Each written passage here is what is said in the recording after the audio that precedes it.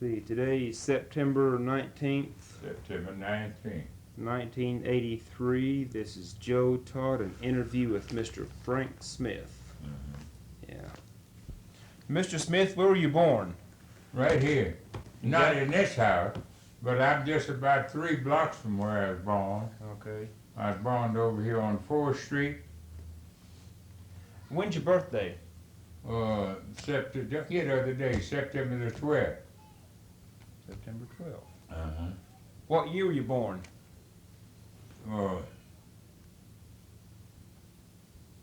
In 97. 1897. 1897. Yeah. Okay. Who was your father? George Smith. George Smith. Where was he from? Tennessee. Who was your mother? Mariah Smith. Mary Smith, you can say. What was her name before she married? Parker. Parker. Uh-huh. Was she from Tennessee also? Sure. What kind of work your father do? Well, he worked down Santa Fe Depot. And then he worked on the track before that. Was he a section man? Uh-huh. Yeah, he worked up and down to Santa Fe all the time. Yeah. But finally he got this job down to the freight depot and down to the Santa Fe Depot. Mm-hmm. He got that straight. Good. What did he do in the depot mainly? Well, he was the assistant baggage man. Okay. Uh-huh. How come your folks came to Oklahoma? Well, I think the first part of it was the white people that they worked with and so forth.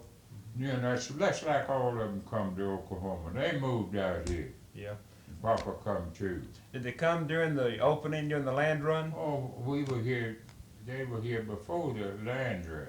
Uh-huh. They got Papa had a farm up here 5 miles and a half west of Perry. Mm-hmm.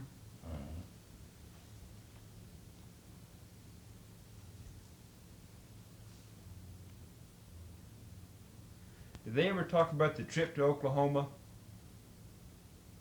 You know, Oh yeah, yeah. yeah. They come by wagon. Papa had a horse and a mule and had a tarp on the wagon. You see, you know, he stopped and worked along after they get across the river. See, way back there, you know, down here at Little Rock, it wasn't no bridge there, it was just a ferry. And you had to wait for your turn because it's just one ferry boat. And then Papa worked along. He was about 6 months coming here. What kind of work did he do along the trip? Oh, cut wood for people, and he built dugouts and corrals, and where people like he after the opening, he done a lot of fencing and making corrals for people, and making log houses. Did he ever say why he came to Oklahoma?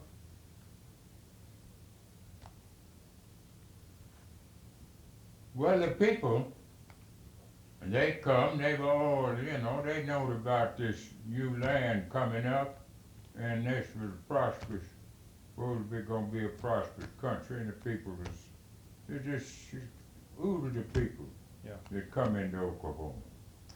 See, in a way of speaking, Oklahoma was just settling. Yeah. Did your father know Mr. McCabe? E.P. McCabe? McCabe, Yeah. I've heard that name, but hey, Are you familiar with him? huh? Are you familiar with him? I wasn't, but I've heard the name of McCabe. Yeah, he was a black man that came from Mississippi and was urging, the blacks to come to this territory. Yeah, McCabe.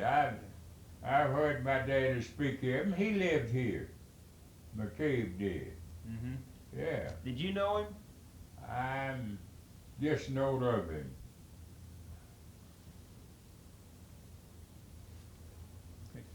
So whenever you were born, your folks lived in town?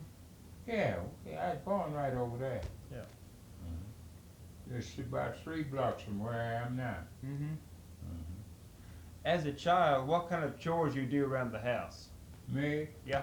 Oh, then I got big enough. I got up chips and such as that, and bring water, and make fire, and such as that. See, way back there, you know, we cooked outdoors and had no stove. See, we cooked outdoors. Mm-hmm. See. How big was the house? Oh, when we first come here, we lived in the dugout. I say it was about, well, I guess about 10 feet wide and maybe 20 feet long. Maybe 12 foot wide. No, this room 12 foot. It wasn't quite this wide. I'd say about 10 foot wide and maybe 20 foot long. How deep was the dugout? Oh, dugout is about, as you go down there, I think it's about, the ceiling of the dugout's about, you know, and it slants like that going back. But it's not over. I don't believe the dugout's over 10 feet high. Was it all underground except the roof? Sure. Did you plaster the inside walls? Huh? Did you have the inside walls plastered? Or? No, just the inside wall. Or some people rip-track the inside, but most of the places just cut out and of course from the fireplace, you know, would dry it and the dirt would get hard, you know. And see, they, you know, kind of plastered with mud, and that would get hard and dry, and it would just stay. What about the floor? No floor. Just a hard. Just the ground. Yeah. Just the ground.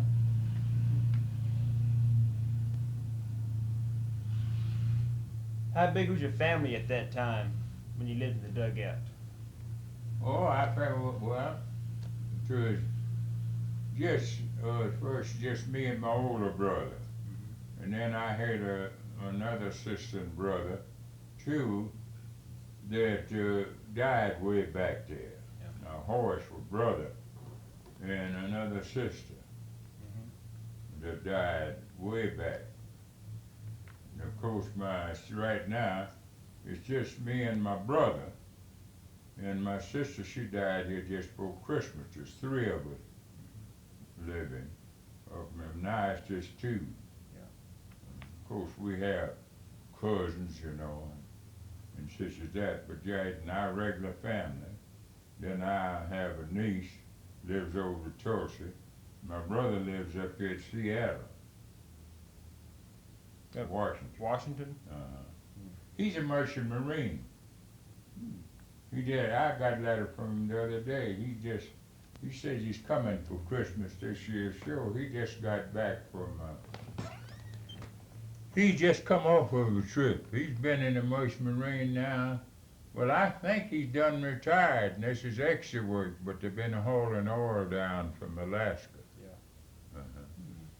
His name's Henry Smith. Henry Smith. Where did you start to school? Huh? Where did you start to school? I started to school about 1902.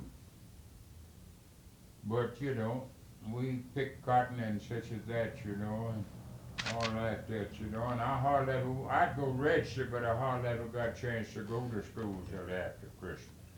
How much cotton could you pick in a day? I find as I got bigger and so forth, heck, I used to pick 500 clean cotton. I was a cotton picker. So, snapping, the highest I ever snapped was 865 pounds. Where was the gin? The cotton gin? Yeah.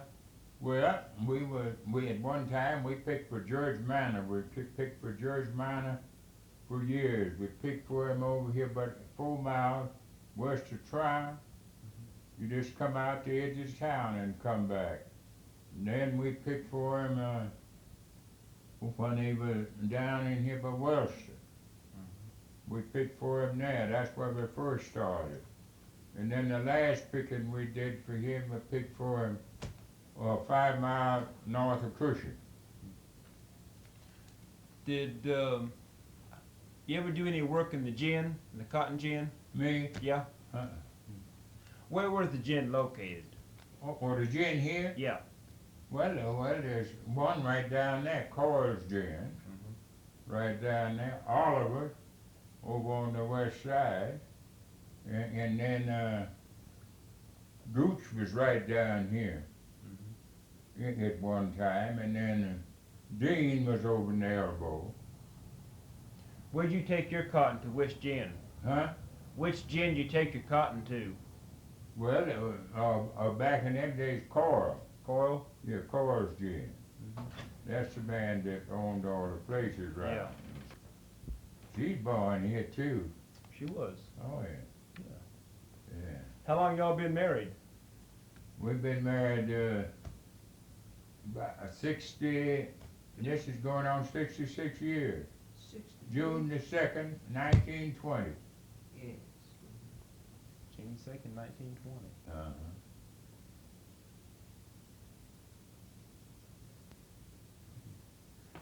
Do you remember Statehood Day? Little of it. What'd you do that day? Or Statehood Day, Yeah, November 16th, 1907. November 16th, 1907. Well, it's hard for me to tell you what I done that day, but in 1907, why, we were living over in the elbow. We lived over there down next to the river. And I was about, I guess about 10, 11 years old. And I run errands and different things for the people around. And then at one time, well, a man by the name of Johnny House, he had a coal and wood yard, and I worked there. What'd you do there? Deliver coal. How big was Elbow?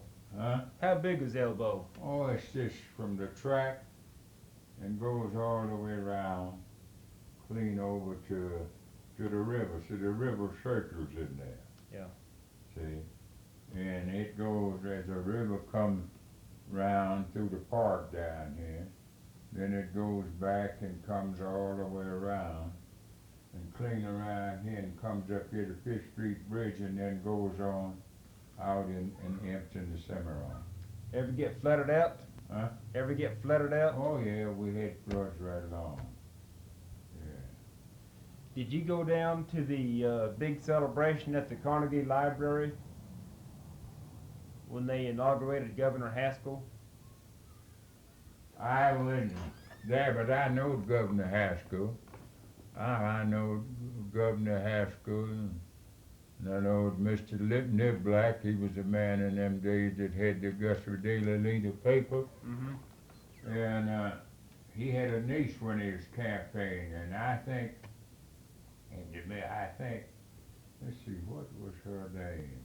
Well, I used to, he'd come up with his horse and buggy and such as that, and I'd see him, you know, when he run there, you know, and get the hitch out and hitch the horse. And every now and then he'd give me a quarter. Yeah. Was that Governor Haskell? Uh-huh.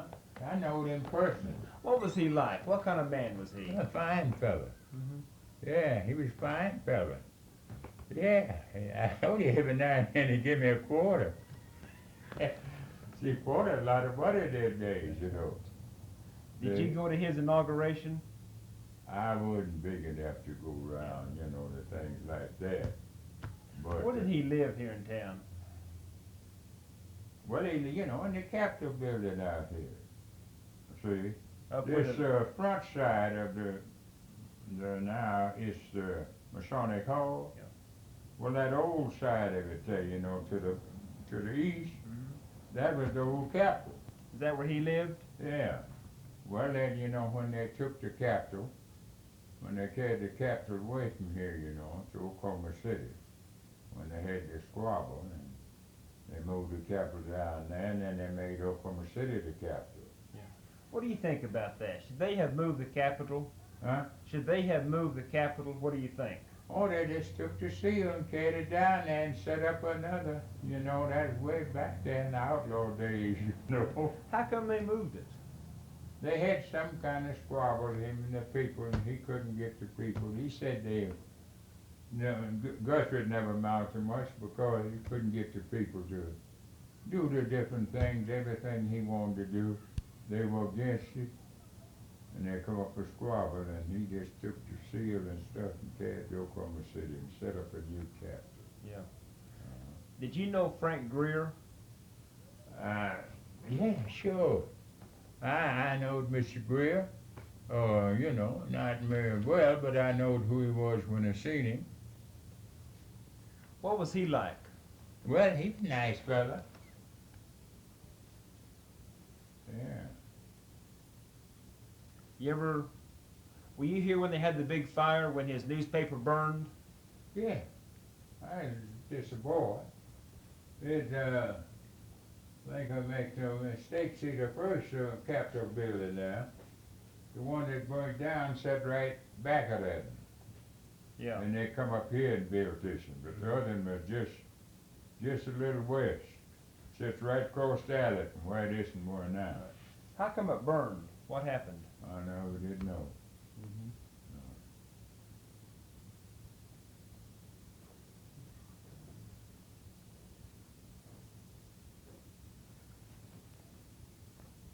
Did you know the preacher that published the Baptist Safeguard? Or Baptist Safeguard paper? Yeah. I don't remember yet. It was published about that same time. You Bueller, remember Baptist Safeguard newspaper No. back there? I don't remember that newspaper. What was? In what? Here in Guthrie, the paper called the Baptist Safeguard. It was published. He was a black man. He was a Baptist preacher. Oh, now, yeah, the Safeguard. No, I Yeah. don't know nothing about it. That is Bernice and them folks down there. What's it there? Oh, yeah, I know who you're talking about now. I'll call his name in a minute. Yeah, run the Safeguard. Bernie Whitaker, all I knew. Yeah, what it could, but About the paper. Judge Perkins. Yeah. That's him, Judge Perkins. Did you know him? Sure. Yeah. Know him well. What was he like? Well, that's a fine fella. Yeah. Yeah. What about Dr. Conrad? Oh, know him well. Nah, Yeah, and my I wife, yeah, used to go there. Yeah. Yeah, I know him way back there when, of course, he made his calls on a bicycle. He did. And he had kind of a little hook in front there, you know, for his bag. Had his bag right in front between the handlebars. Made his calls on a bicycle. Do you know where he went to medical school? Bueller, No, do you know anything about when they went to medical school? No, I don't. Wasn't they from Kentucky? I don't know, Frank. See, I don't know all them folks, you know. Yeah. That's too old for me. Let me see.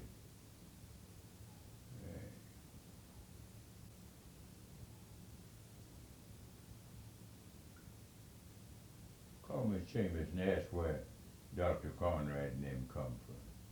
Oh no, that's okay. Really? When did you see your first car? First automobile? Yeah. First automobile that I can remember way back there was Dory. Used to be a livery stable down here. And he had the Thomas. And there's a 4 and 2 cylinder, chain drive. What Yeah. year? What year was that? Planetary transmission. Oh, that must have been back there about the same time that Ford come in, 1909 or 10, around in there. And then there was Mr. Prince, he had the Maxwell, and then Doc Fuller, he had the Dixie Flyer, and way back there, and the first Ford was Van Hooser, and then the man was an intricate man, sold farm supplies and such as that. Let me see back, let me see. I ought not never forget him, 'cause I used to go around and he had a two-cylinder, a brush. Heck, and he would make from here, he'd make, we used to make Nirvana out here, Stewart, Nirvana, and Cashin and Piedmont, and back in the day. That was a trip, yeah. Did they have Billy Packer. Billy Packer? Uh-huh. Did they have like a garage and one man that worked on the cars? Well, way back there, there's very people around here right at first, but later they had garage like they did now. But way back, what, like Mr. McMorris when I drove for him, and the serviceman come from Tulsa. When cars would break, there's nobody around knows much about it. He sold Buicks. The serviceman is Mac Morris. He run the New York hardware, but still he sold Buicks.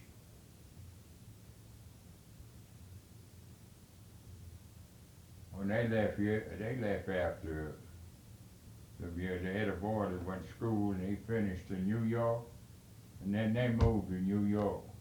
But they run a hardware store up here, but they had the agents for the Buick, and they ordered the Buicks out of Tulsa. Where did you get the gasoline for the cars?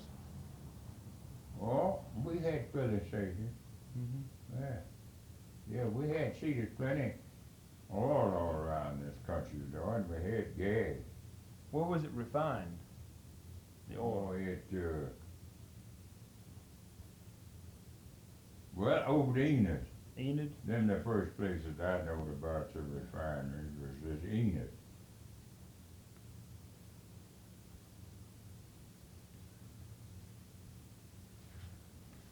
Where did they get the name for elbow?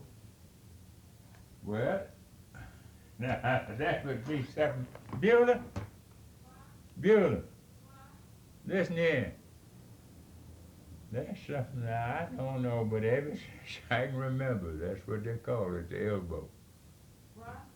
Say, do you remember what caused the name of elbow, or where it got the name elbow? No, I don't. Couldn't tell you that. All I know is called- That's what I would ever know called it the elbow. was elbow. Yeah.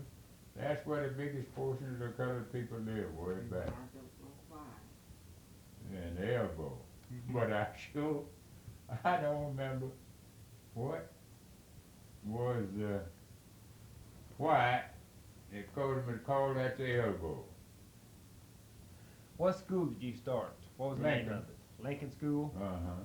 I guess it was all black, wasn't it? Oh, yeah. Built in 1902. 1902. What was your teacher's name? Well, but back in them days, see, before statehood, why, white and colored all went to the different schools around. But they had built that school over there. And of course, we went there, but now, some of the older people used to be another school right here at 9th Street Bridge.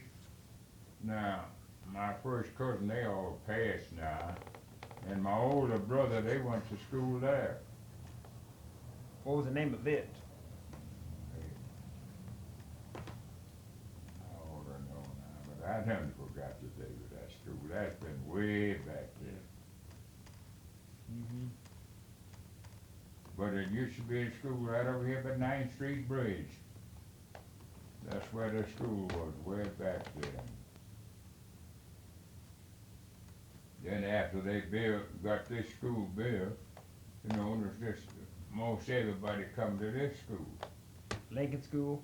Lincoln. Mm-hmm. How many saloons were there here in Guthrie before statehood? Oh, let me see, there was Reddy Bush, Bob Lucky, and Weinberger, and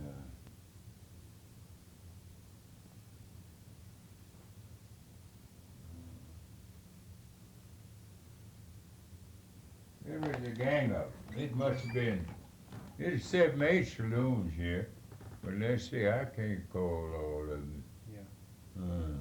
They have the Bluebell up here. Yeah, the Bluebell. Did you know Tom Mix when he was a bartender there? Tom who? Tom Mix. Tom Mix? Yeah. I didn't know the bartender that saloon there. That was a tough one there. Why the cowboys rode their horses in there and everything. At the They Bluebell. hung in around there. Yeah. We used to haul slop me and another boy for the haul. We had a little donkey and a wagon and a bell in it, you know, and we'd haul slop. And every now and then you'd have to jump off the wagon up there in the alley. And cowboys shooting at one another. Oh yeah, they used to have some times back there. And they all carried some of them, you know, carried their 2 pistols. And some of them would ride their horses right in that saloon, right through the door. I've seen it many times. And I've seen 2 or 3 people get killed up there. Seen one man once there from across the street. Shot a man with a double-barrel shotgun. Just tore his head half off. Yeah. What was the reason? Huh? What was the reason? Oh, I guess a little boy, I never did, you know, Yeah. find out that much. Yeah. Did the blacks have their own saloon, or does it black and white? Bob Lucker had a saloon. Vic, yeah, and a man by the name of Vic. He had a saloon, they was colored. But now, let me see. That's all I know of. Mm-hmm. And of course we had Taylor, and we had 3 or 4 colored police. And then we had a jailer down here at the old black jail, and we had colored jailer up to the other jail, the rock jail down there. Did the blacks have their own separate jail? Oh no, they went back there. After the Jim Crow come in, why they had separate cells. See, they had cells in now right up here where the jail is now. They had cells back over on this side, the colored, that was the white. And then back in next to that back door next to the alley, the cells back there was colored. Mm-hmm. What about the old Territorial Jail? That on Cleveland Street? Huh? You know, the old Territorial Jail down here by... That's a rock jail. That's the Rock Jail. Uh-huh. Okay. And that's where the government kept their prisoners too.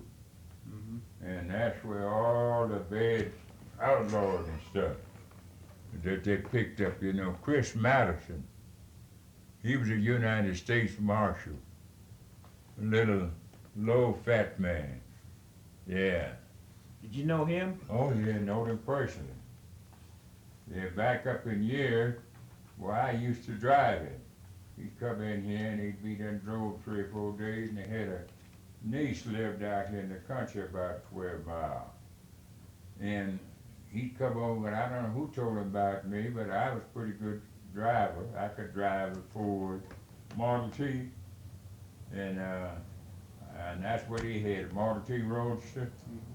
And I'd drive him out there, and maybe he'd be out there 2 or 3 hours. I'd sit around and wait for him. But I knowed him personally. Chris Madison. Yeah. He was United States Marshal. How long was he marshal? Oh, I guess he stayed marshal through after I went to the army and come back. Why, I seen him a few times, but he done got very old then, but I don't take them jobs away from him. But he finally but I wasn't here when he passed. Mhm. But he had that job, let's see. I come back to the Army, he must have stayed on that job from when I first got acquainted with him and known him in about 1912. He must have stayed there all about 35, Mhm. 37, something like that, Yeah. before he passed. What was your first job? Huh? What was your first job? My first job, Yeah. I was shining shoes, used to work at Keese's barbershop, shining shoes. What was the name of it? Keese barbershop. Mm-hmm. Mm-hmm. How much you get paid for shining a pair of shoes? Oh, got a nickel. And you know, some people, way you brush him off, you know, and such as that, some people give you a dime, every dime, and give you a quarter. The highest money I ever made way back there, I remember once I made $2.85. Sadly. See, that's a whole lot of money. Yeah. Yeah. Yeah, and you know, you could buy a nickel worth of sausage. And wasn't no such a thing as T-bones and such as that, round steak. But you could get a whole cut of round steak for 15 cents and about like that. About an inch thick? Huh? About an inch thick? Oh yeah. Hmm. Yeah. And flour was 25 cents, 25-pound sack. Meal was 24. And you get one of them trays like that for a dime for a sausage. Yeah. You get 2 pounds of salt meat for a nickel. Cabbage was 3 cents a head, pick your choice. Where'd you get all this? At the store? Yeah, it's a store. Buying it from Hopkins. We just treated Hopkins. Hopkins? You're right up here where this building is. What, up here in the corner? Yeah, he owned all this in here on this side until he built that building, then he moved up there. Folks upstairs. Is that up there by the old publishing company, the State Capitol Press? Well, it's just a block back. It's right here on this side, on right up here at the corner. With that blue note? There's a building up here that says Blue Note. But all this, it's back south of it. Yeah. Right on the corner. That's Yeah. right up here. Okay. Across the street. It's 2 stories. What she looked like? Oh, she was there. Yes, a medium-sized woman, I guess. Carrie Nation. I don't think she'd weigh. Oh, she may have weighed 175 pounds. She was kind of stout-like and not too tall. I've heard the story that she carried an axe. Uh-huh. Did she? Huh? Did she carry a hatchet with her? Well, see, baby, you know, back in them days, some women carried a pistol like to me. See, I expect she carried best. I used to hear them say she was tough. Because she used to carry a hatchet and chop up the saloons. Oh, she broke out windows, and talking about it, and would chop holes in the counter. She was tough. Yeah, I expect she carried a pistol too. Yeah. You take way back there, everybody carried a pistol. Yeah. There was no law against carrying a pistol. Mm-hmm. Yeah, and the people packed pistol all the time. Yeah. You know, when we became a state, we had prohibition. They closed all the saloons. Uh-huh. What did they do with all the liquor? They allowed them to get rid of it. What'd they do? Pour it out or drink it up? Well, they, after a certain length of time, them that hadn't, they pulled it out. But most of them hid it and bootlegging come in, you know. See, but you take, when they closed the saloon, and he wasn't supposed to buy anymore, or nothing like that. But they allowed them all the saloons stayed open after they were closed and give them a chance to sell what they had in there. Yeah. They didn't just close it and break it up and so forth right from the minute, but after a certain amount of time, then if you hadn't made away with your whiskey, then they come and broke it up and pulled it out. And then, of course, when bootlegging come, whenever they catch you, why, they would tear the whiskey, they would break all the whiskey they could find. They could axe stills and such as that come in, you know. Yeah. And they chop up the still and pull the whiskey out and bust the mash barrels up and all that. Who was the biggest bootlegger around here? Well, Paul Levy, there's several of them around. That was Paul Levy and Fatty Gaines and Henry Godfrey and Jack the Bear. Where'd they hide their whiskey? Where'd they keep it hid?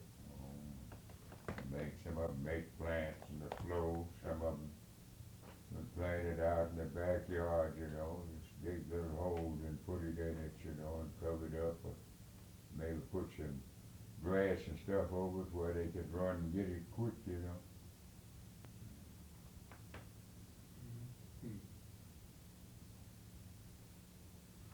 Ever go to the street dances? Huh? Ever go to the street dances? Well, the street dances come in that I remember so much, you know, when they put the pavements down, every time they'd get through with a new block of pavement, they'd have a street dance. Did you go to them?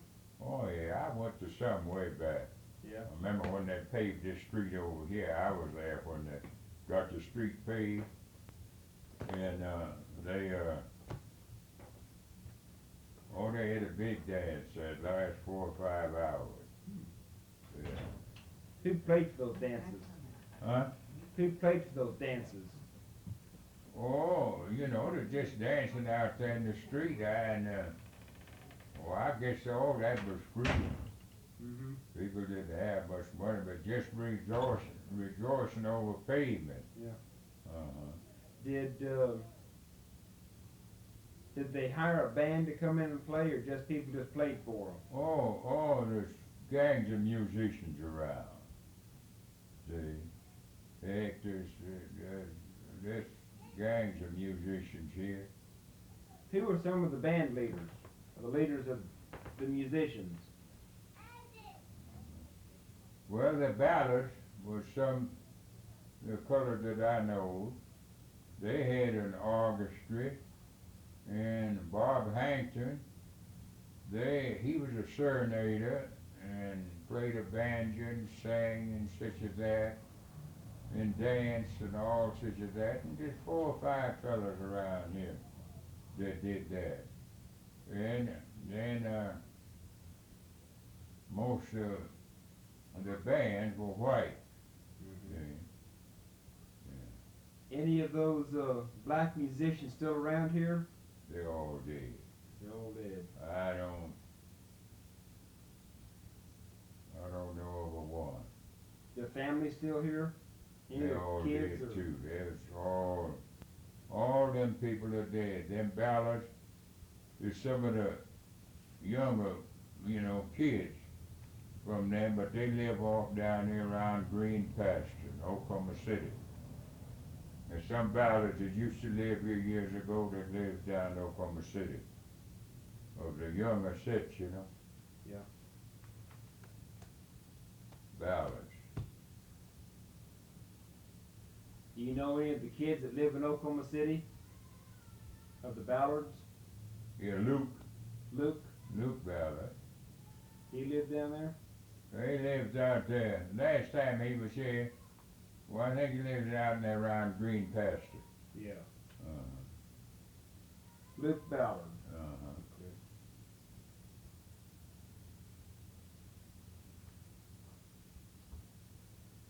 When did you first get the idea to join the Army? Oh, I wasn't on the railroad down here to Purcell. We got through down there. And I'm home, and they wanted 6 to work at the roundhouse, 38th and Central Park in Chicago. And they had to watch, and Jesse Pearl, he was supposed to go, and then later he had a ad in, you know, trying to get to be a Pullman porter. And he decided that he was gonna make it, he was sure he was gonna pass. He took the examination. And he says, Frank, you can have my place you want, I'm not gonna go. And a fellow boy by the name of Harold, Harvey Harold, he had to pass. And he got after me, and I went there, and I worked at the Ryan House there, and we stayed at some people by the name of Miss Johnson. And we stayed at 29th, right off the street, just near the alley where the hill come down. Yeah. And I worked there. I went there, and I went there sometime before Christmas. And I What worked, year was that? Huh? What year was that? 1915. 1915. Mm-hmm.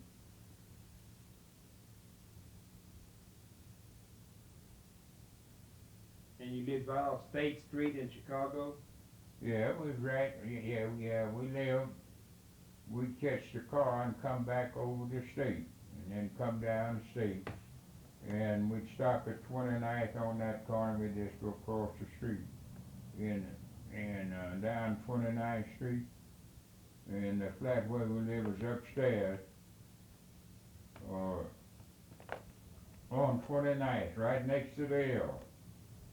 My room, the L come right by the room where I stayed. Yeah. You said you're working at the railroad in Purcell? Was working on the railroad, but we got through down there. Yeah. What'd you do with the railroad? What kind of work? Oh, I was tamping tires and tamping, you know, the rock in around them, you know, and we putting new trucks off the track down, and putting the rock down, the chat and stuff, and laying the bed, and just whatever the foreman would have me to do. Yeah. See, and then sometime he'd give me a wrench and have me to tighten joints. And we put new steel, we put that new steel down there in the yard. See it for sale. Yeah. How much could you build in a day? Oh, see, we would work it in the yard, but we didn't have too big a gang. I don't think we had over 25 in the gang, and put down 2 or 3 blocks. How much is a block? That's your block. Oh, okay. 300 feet. Okay. Uh-huh. Yeah. And that was what? Getting the bed, the ties, the track, everything? Yeah. And see, the proposition they were taking, the steel was already there. See, the yard was already they're putting a bigger steel down. See? Putting bigger steel down. Changing it. Yeah. And of course, the bed part, except we'd have to level it up again and tamp it solid and pad it, you know, to where it's solid. And then put the tires in there, and then put your chat around it. See, they used chat back there. The rock hadn't come in. Later they started, you know, tapping rock around on the tire, and tap it and level it, and then you had a gauge, you know. You put that gauge from one rail to the other, and it hit the places that it like that, and that was to keep the width right of the track. See, just like these 2 things here. Right. See? That's keep the track even. Yeah, to keep the track even, you know, have it no too wide or nothing like that. And why it curved in this way. Why, of course, you had just a certain amount, and you had a gauge would sit you there. Yeah. The gauge was already made. How wide was the gauge? How long was the gauge? Oh, the width of the track. I don't remember now how many feet from one side to the other.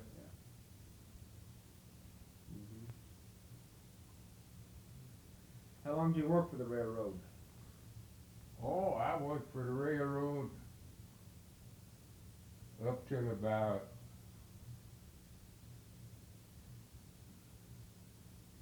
I worked for them from, let's see, 1915.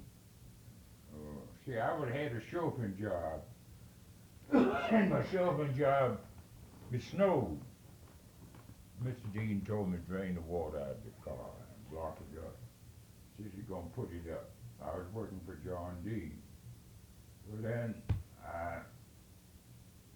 somebody told me that they was hiring people down there, and I went down to Santa Fe Depot, and they shipped me down there, and I went to work. Well then, when they got through down there, it was a while before Christmas, this job come up with going Chicago, and I went on up there with them. And I worked there. It's 38th and Central Park. Yeah. And I had a good job. Well, I got the job in the boiler room. What's that? What did you do in the boiler room? Yeah, pulling down coal, shaking grates, and pulling the old cinders out, and carrying them outdoors and dumping them, and watching the water gauge. See? When you were a little boy here in Guthrie, your father had a wagon. Yeah. What kind of wagon was it? Oh, we had just a one-car wagon. Did it have a brand name like a Studebaker, or do you remember? Old second-hand wagon. I don't remember Second-hand about wagon. the name. We didn't have no new wagon Yeah. or nothing like that. Who sold wagons here in Guthrie?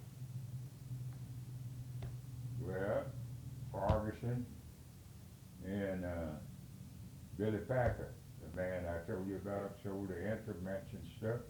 He sold more of that kind of stuff than anybody else, and of course, that was Mac Morris Hardware. Why, they sold Studebaker wagons.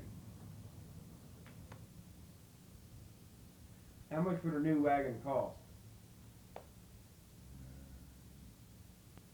Back in them days, I don't imagine. I imagine you wagon about $85–90. A lot of money back then.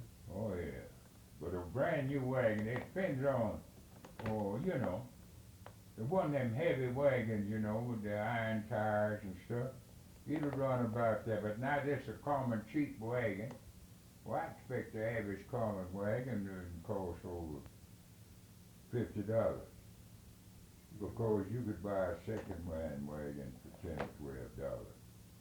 The same as you could buy an old horse for $10 or $12. Yeah. So you could buy a good horse for $25. Did you do any work on your father's farm?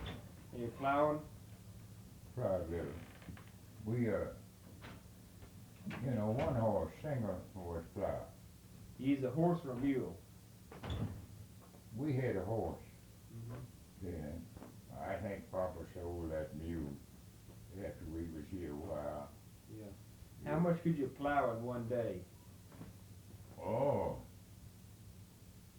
depends on how long the roads, but 20 rows is pretty good flying.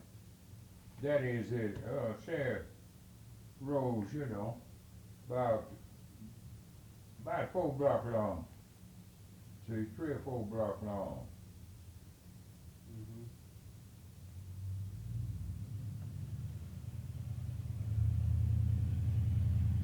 When you were working for the railroad, how long was a section of track?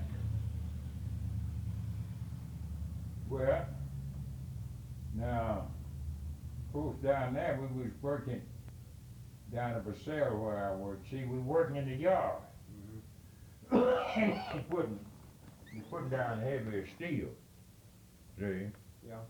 And in fact, at that time, that first steel was 90 pounds. And they're putting 110 down. Now what does that mean, 90 pounds? 90 pounds to the, I think it's 90 pounds to the foot. And how long was the whole piece of track? How long was the whole rail? Yeah. Well, the rail, I'd say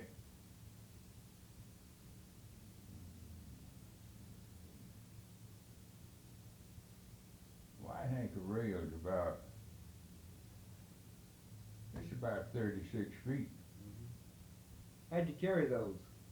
tall. One man on this side and the other, and you hook right in like that. Yeah. You over there.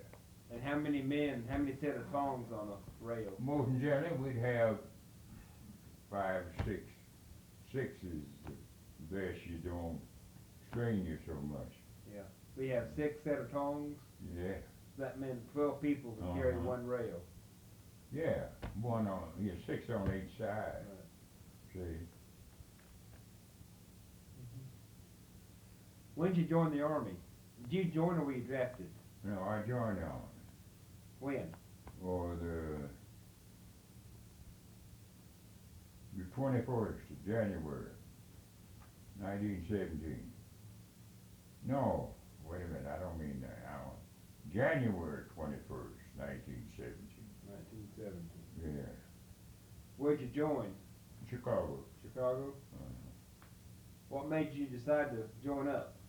well, I just happened to be out on the street there one day, and they paraded down State Street, and I seen it, and I told Sherlock Kenny, heck, I'd like to be in that too. It just looked good to me. Where'd they send you? Oh, we stayed there, and then we moved to Houston, Texas, Camp Logan. That's where we trained. Yeah. Houston, Texas, Camp Logan. I understand there was a race riot down there. Yeah, that's right. Can you tell me about that? What We happened? had never went to Houston when the race riot was. Mhm. But they wasn't in Camp Logan. I never were down there, but they were down on, I've had people to show me, they were down on the other side of the tower. They're down there about 2 miles.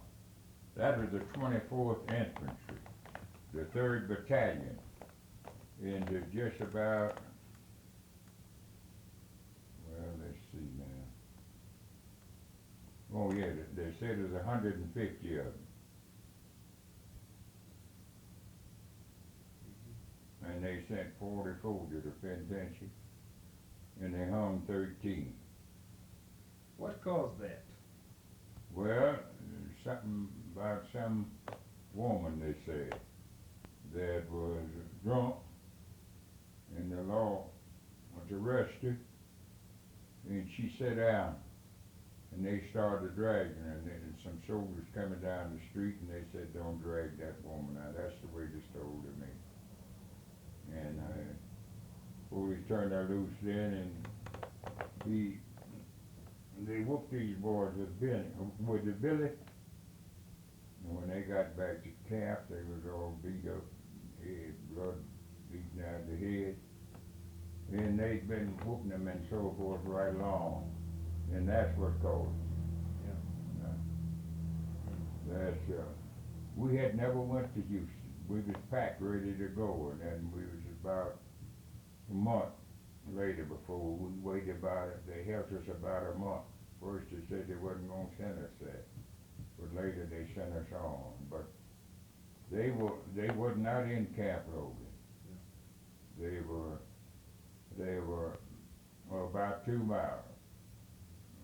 Down there about a mile on the other side of the water tank. I never have been to the water tank, but you could see it plainly, because the tower, Yeah, from Camp Logan where you were? Yeah. Yeah. It crossed the Southern Pacific track and down over there. What unit were you in? I was in machine gun company. We were 8th Illinois first, and then after we got out there, and they made the 93rd Division. Well then, we were changed to 370 infantry, but I was in 370th Infantry Machine Gun Company. Of course, it was an all-black unit, I guess. Yeah. It was an only all-black unit in the Army. Were most of the guys from the from Chicago, and your unit? No, they're from all over. See, the regiment I was in were, a lot of them were Spanish-American War veterans. See, they were Teddy Roosevelt's men, them served in the Spanish-American War. And see, we had a perfect regiment. We the only regiment that was, that we took a 32-inch step and done 120 steps a minute. All the time. And when we was rushing, we took a 36-inch step and done 180 everywhere. Yeah, double time? Yeah, that's what it is. That's what it is. Double time. Did the one there with Teddy Roosevelt ever talk about being with Roosevelt in Cuba? Yeah, that's right. That's where the Spanish-American War was. Did they ever tell stories about that, what they did? Well, I've heard a few. I've heard when they took San Juan here. See, where they took San Juan Hill. Now, my colonel, I've got pictures in there of my regiment. I'll let you see it when Yeah. well, I've got pictures of my regiment. Did they talk about the charge up the hill? Oh, yeah. What did they tell you about that, the charge up San Juan Hill? Well, see, they had that's where Bob Entanglement first come in. In this pill block house, they had Bob Entanglement all the way around. All the way around, and just like this, one right after the other, you know. And they're just in shape so that you couldn't put your leg over to get over. See, and it had to be cut. See, to get up to the field box. And they had cut them up so bad and killed them so bad until they said that some of the officers wanted to leave it and come back home, and said that Teddy Roosevelt said, no, says, I got 3,000 blacks here, and so they said they can take it. Says, we'd let them try it. And they took it. How'd they do it? How'd they take it? Part of them shooting in them feet holes, and the others cutting the barbed entanglement, and the others shooting the overhead far over them. How long did it take to get to the top? Oh, they were, well, I'd say from night till morning. Yeah. How many were killed taking that? Well, I don't remember, but there's a gang of them killed. I guess there's half of them killed. Yeah. They tell me any other stories about Cuba? Well, that's the biggest thing. They gave up when they took the pill block. They did? Yeah. What, was that the same unit? Huh? Was that the same regiment that you were in? Some of it. Some of it. Yeah. See. What was the name of it in the Spanish-American War? Was it still the 370th? Oh, no. No, it was, well, I don't know what number, but it's Teddy Roosevelt's army. Yeah, the Rough Riders. Yeah, well, the Rough Riders, that's the cavalry. Yeah, See, okay. this is footmen's, Yeah, infantry. Infantry. See, the cavalry, in the course of that barbed time, the cavalry couldn't do nothing there. See, 'cause horses couldn't get into that barbed wire entanglement. See, that's where barbed wire entanglement were invented. That's where it come from. Yeah. They ever talk about Admiral Sampson destroying the Spanish fleet there? Who? Admiral Sampson. He was the U.S. admiral that destroyed the Spanish fleet in the Atlantic, and they had a big battle there in Santiago, Cuba. Oh, that was the Navy. Yeah. No, I don't believe I ever heard anybody speak of the Navy. Yeah. Okay. How long were you in training at Camp Logan? We trained down there, let's see. We left there we went down there, I think sometime in October, and we left there. We was down there about 8 months. We left, well, in fact, we sailed for France April the 1st, 1918. Where'd you sail from? Newport News, Newport News. Newport News, Virginia. What ship are you on? President Grant. What was training like at Camp Logan? Tough, Tough. tough. Yeah. What did your barracks look like? What kind of building did you stay Oh, in? we were in tents. In tents.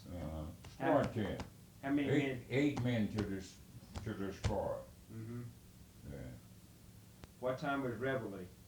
Huh? What time was reveille? 6 o'clock. 6 o'clock? Yeah, reveille. Yeah. Yeah, 6 o'clock. Can you describe your average day at boot camp? What you went through? Oh, the first thing is the bugle blows, and it's 6 o'clock, and you put your clothes on and fall in. Then they turn you back up, and you out, and you go wash up, and you come back, and breakfast is ready. And when you get through eating, you have a certain length of time. You get through eating while you go to the drill field. Then the first thing we do, we drill around that, we double time around that field. And then they come back and they put us in squads. You know, it's 8 men to a squad, 7 in a corporal.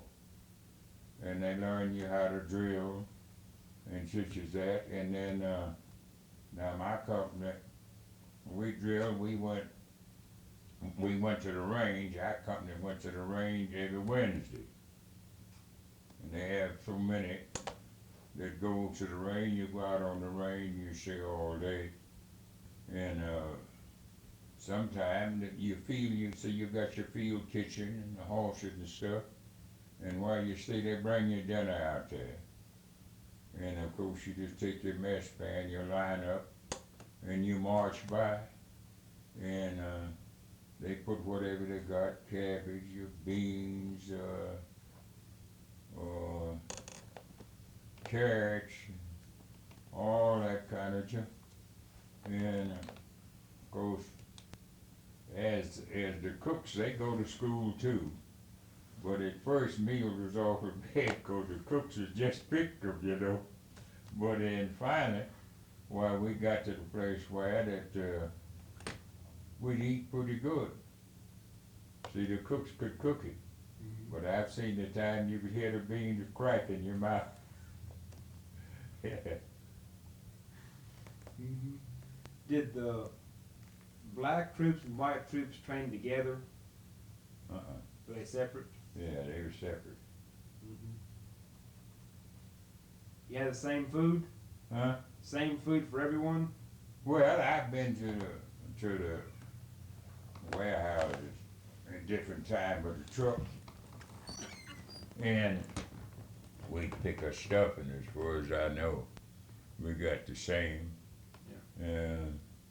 Cabbage, and maybe beans, navy beans. There wasn't no such a thing as red beans back in them days. I never heard of them. And you'd get whatever amount of sacks it took for so many days for the company, and they throw it in the truck. The captain comes with you, he signs for it.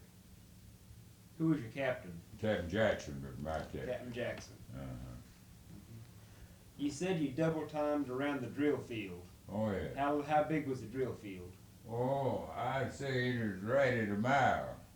It's tough. You could tell it, heck, when that first, why, heck, you'd get tired and so forth, and you started coughing and so forth, and you'd heave and everything. It's tough until you got so, but after a certain length of time, well, it didn't bother you. Just make it like a top. Mm-hmm. Did you go Yeah. straight from Houston up to Virginia? Yeah. Yeah. We went over the Cotton Belt and then went into Memphis, Tennessee, and then down that side over into Kentucky, and then crossed the river across the Ohio River, and to Lexington. Well, no, Lexington is in Kentucky, but we crossed the river into Ohio. And then we went right on, we hit went through Charleston, Virginia, and right on, and another place in Virginia that I can't call the name, and right on to Newport News. Mm-hmm.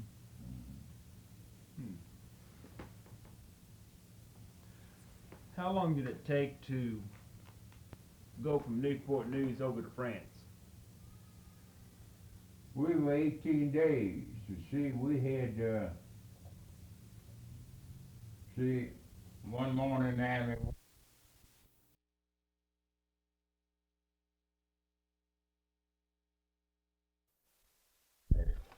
brought that ship out of there. See, he'd been on ships out of the year. He intended to do it. The police patrol come and got him.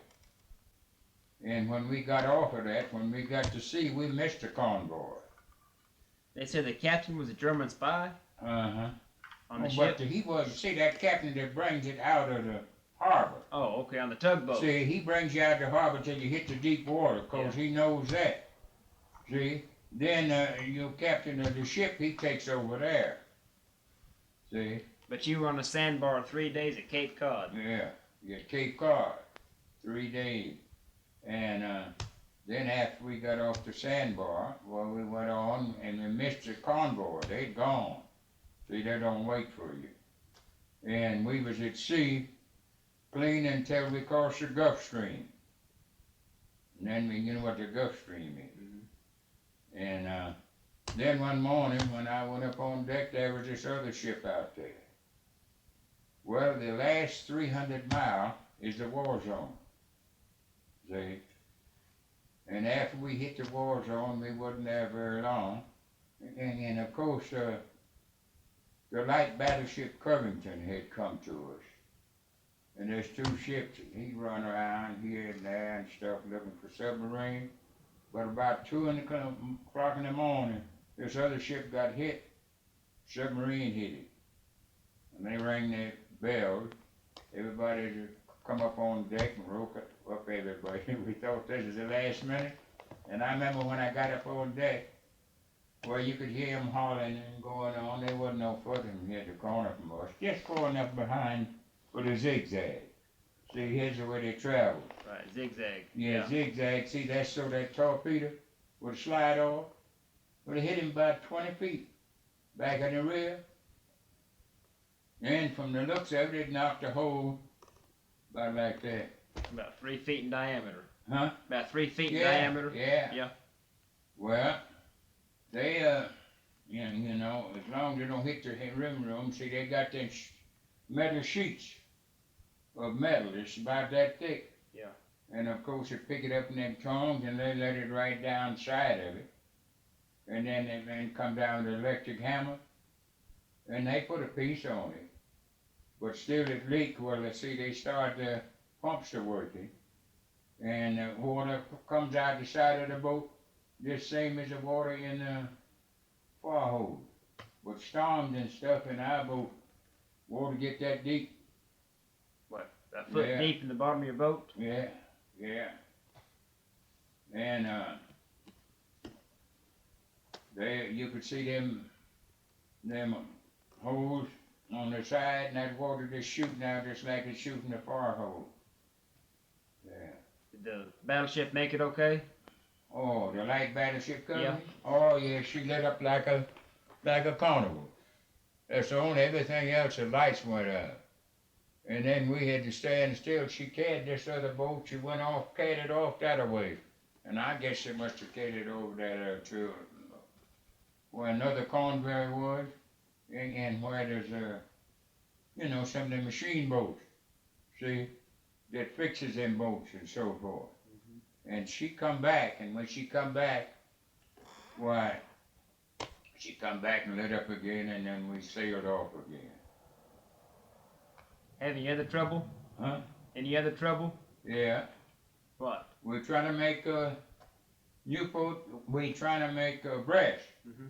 and we weren't trying to get in there before 4 o'clock because they closed the gate. And about 9 or 10 o'clock, and see, after that, 28 submarine chasers met us. I thought to myself, everything's all right now. And the Germans sneaked up there, and do you know they sunk one of them submarine chasers? And it said it's the awfulest time on earth, and they formed a smoke barrage around the boat and run with it, but the flashes, you know, you could see it with them guns going off, you know. And we made it in, and when the smoke cleared away, we was right there, and they got a tug with a chain net, and a tug there, and the tug pulled it around and opened that chain net, and we sailed through. Then he closed the gate back up, the wall, all the way around the harbor there.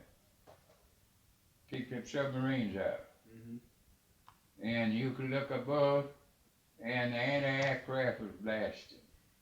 There and planes looked about big as your fist, and the anti-aircraft was holding them back, trying to keep them back far enough where he couldn't take a picture on the boat. Well, we made it on into Brest, and went into Camp Napoleon. And when we got in Camp Napoleon, and it's pretty nice, I guess it's about good as it is out there. And about 1 or 2 o'clock in the morning, it started snowing. And it snowed. And the snow got about that deep. About a foot deep. Yeah, it was over your hobnail in Harvard. And say, if you want to know something, but see, we'd already been out there all the time. And we'd had 2 or 3 snows on us as heaps. But did you know, last 3 or 4 days, and it started warming up again. But it didn't stay over 4 or 5 days. But it's tough. What day did you land at Brest? You remember? I don't remember the date that we landed. Yeah. What kind of accommodations you have on the ship? Where'd you sleep? Oh, they got well, just like in jail, they got them bunks. Yeah. And they're steel bunks. You put your blanket and stuff down if you want, or if you don't, you just lay up there on your back. Yeah. Mm-hmm. What'd you do after you got in France? Well, after we got in France, heck, we stayed there, and when the snow was clearing away, we left out of there, and they went into Alsace-Lorraine, and the first little old town that we stopped at. Heck, I'll not to never forget it.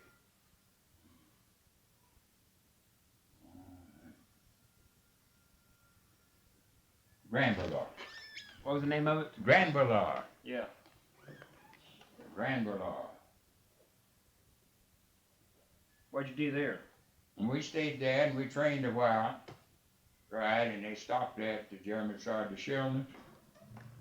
And we come back into this side out there on that drill field. Heck, they run us off of there. The Germans did? Yeah, they started shelling over there. And back in the town, that little old street that come down into Grand Ballard, them buildings was all smashed up and such as that, but there's a bunch of this tin, you know, big piece of tin, and there's a barn, and well, you climb the ladder and go up in there, and all this side was tore out of it, the rest was pretty good, and we took rock and stuff and put that tin up that side, and them shells would come right straight in the middle of the street and hit. But they never did hit our house down there, and the blacksmith shop down below there. Now, every now and then one would hit in that iron and stuff, and would scatter iron and stuff every which way. And when we left out of there, we went down on the Meuse River, Fort Des Romania. That's for our first time in the line. We lose one man there, got gassed to death. Yeah. What'd you do there? What'd you feel when you first went on the line? Huh? What'd you feel when you first went on the line? When we first got in the line, I was an ammunition carrier, and then first they made me a runner. And every morning at 4 o'clock, I'd carry the orders back to the Major's PC. Leave at 4 o'clock and carry all the different old things that had happened that night. And of course the major, he turns that over to the artillery so they can shell them positions. And you guess it about from the sound where these shells is coming from. And he shells that. Had the Germans, is the gas delivered by artillery or hand grenade or what? Gas you would, artillery. Artillery? Artillery. What kind of gas was it? Well, they gas you with tear gas. That makes you sneeze and cough and so forth, and you can't keep from sneezing and coughing. Oh, it's worse than a man with the crew. And they let him know where you are. You give your position away. You can't hide when you get that tear gas in you. And then chlorine gas, that's the poison gas. And mustard, that's the one that eats you up. Yeah, you can go through the weeds where it's just a kind of a jelly, darkish color, kind of a bluish dark, and it's flat on the weeds and stuff. And in the fall of the years, the weeds and stuff die. About the only thing you can tell is the live ones is you notice the weeds dying. And you have to be careful, but you walk into that mustard gas, it eats you up. And of course they had a soap looking like a reddish soap, not exactly red, a kind of a red and yellowish soap.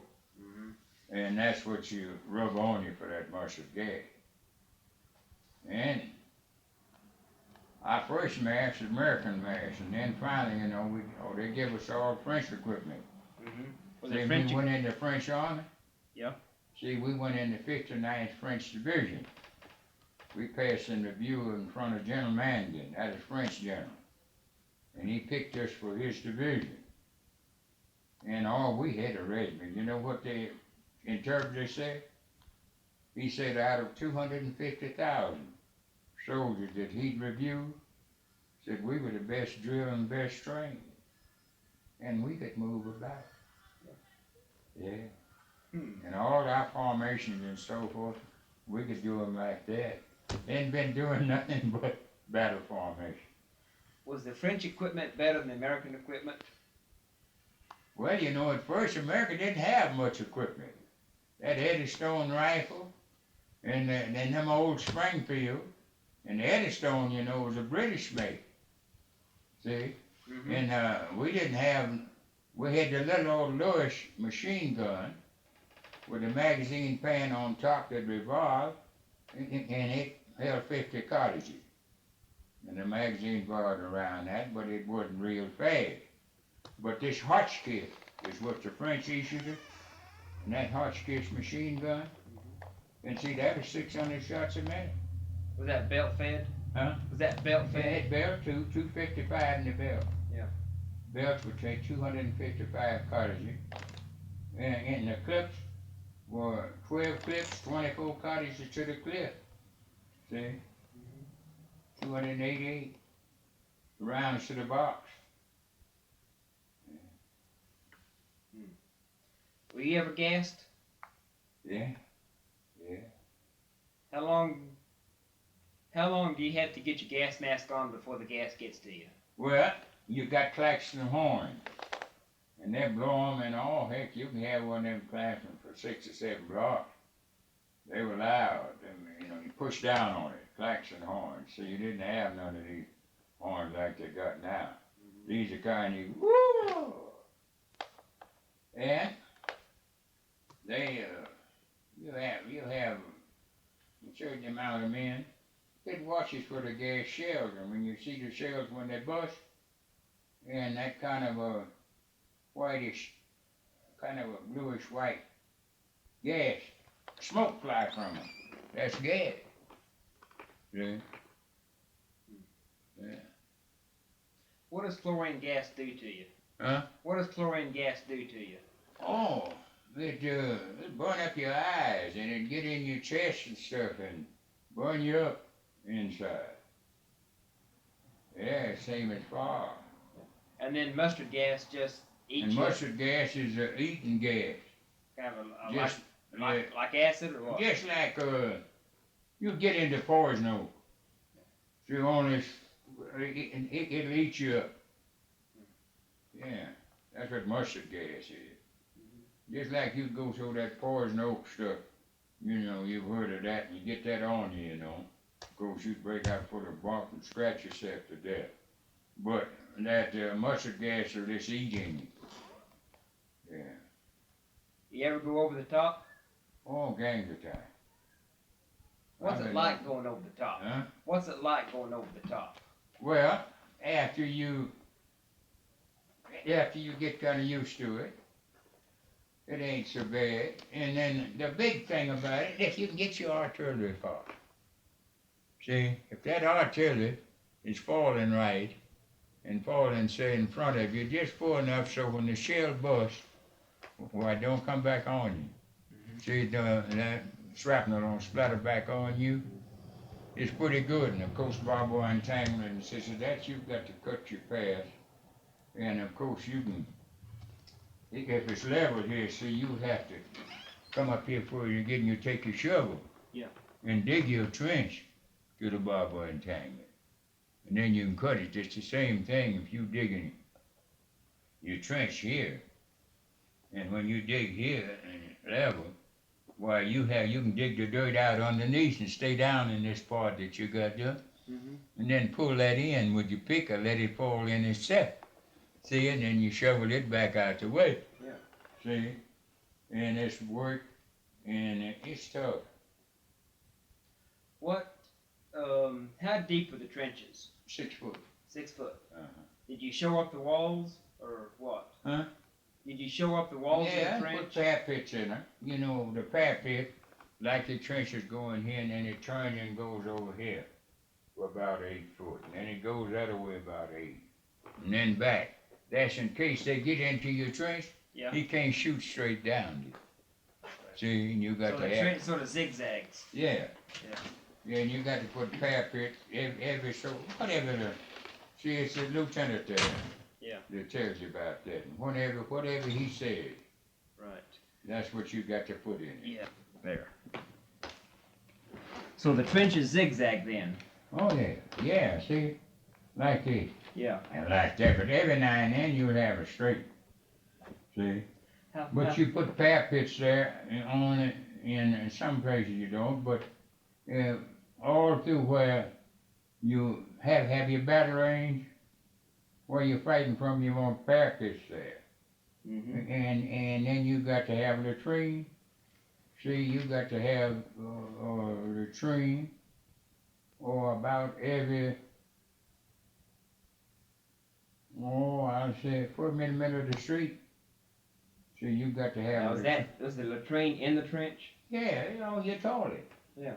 See, to kind of keep your trench, you know, sanitary. Yeah, right. See? How long would you stay in a trench at a time? Oh, heck, I ain't never been out till I got wounded. Oh, you know, back to the ammunition day, or back to, you know, pay an order to the back or something, and right back. Heck, we lived there. I guess, sounds pretty miserable. Oh, yeah. Well, heck. When it rained, what'd you do? Oh, what do you do? Yeah. Just like the chickens, cats, and dogs. If you could crawl up under something, you don't have to worry over that about snakes and things like that. Gets too cold.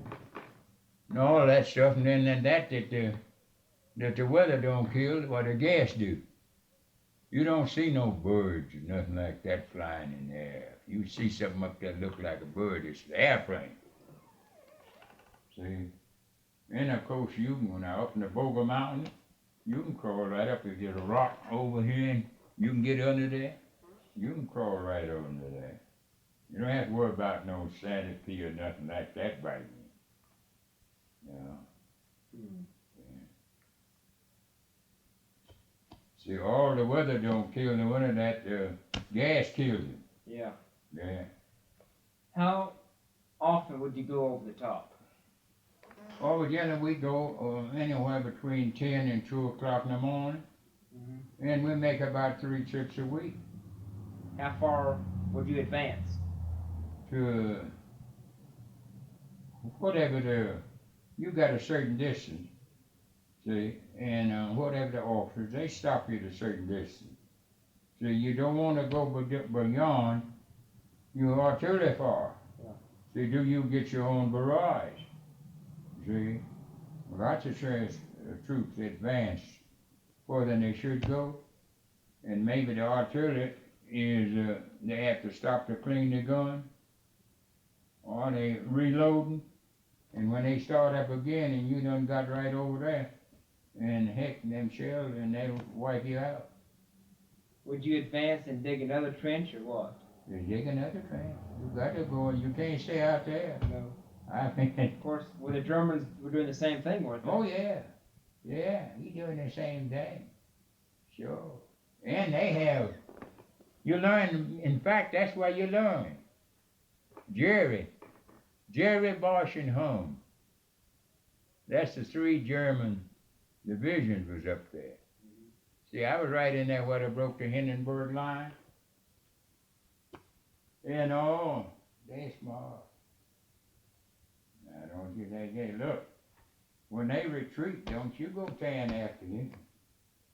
He ain't you don't think now that he's running because you're making him run. Here's a reinforcement.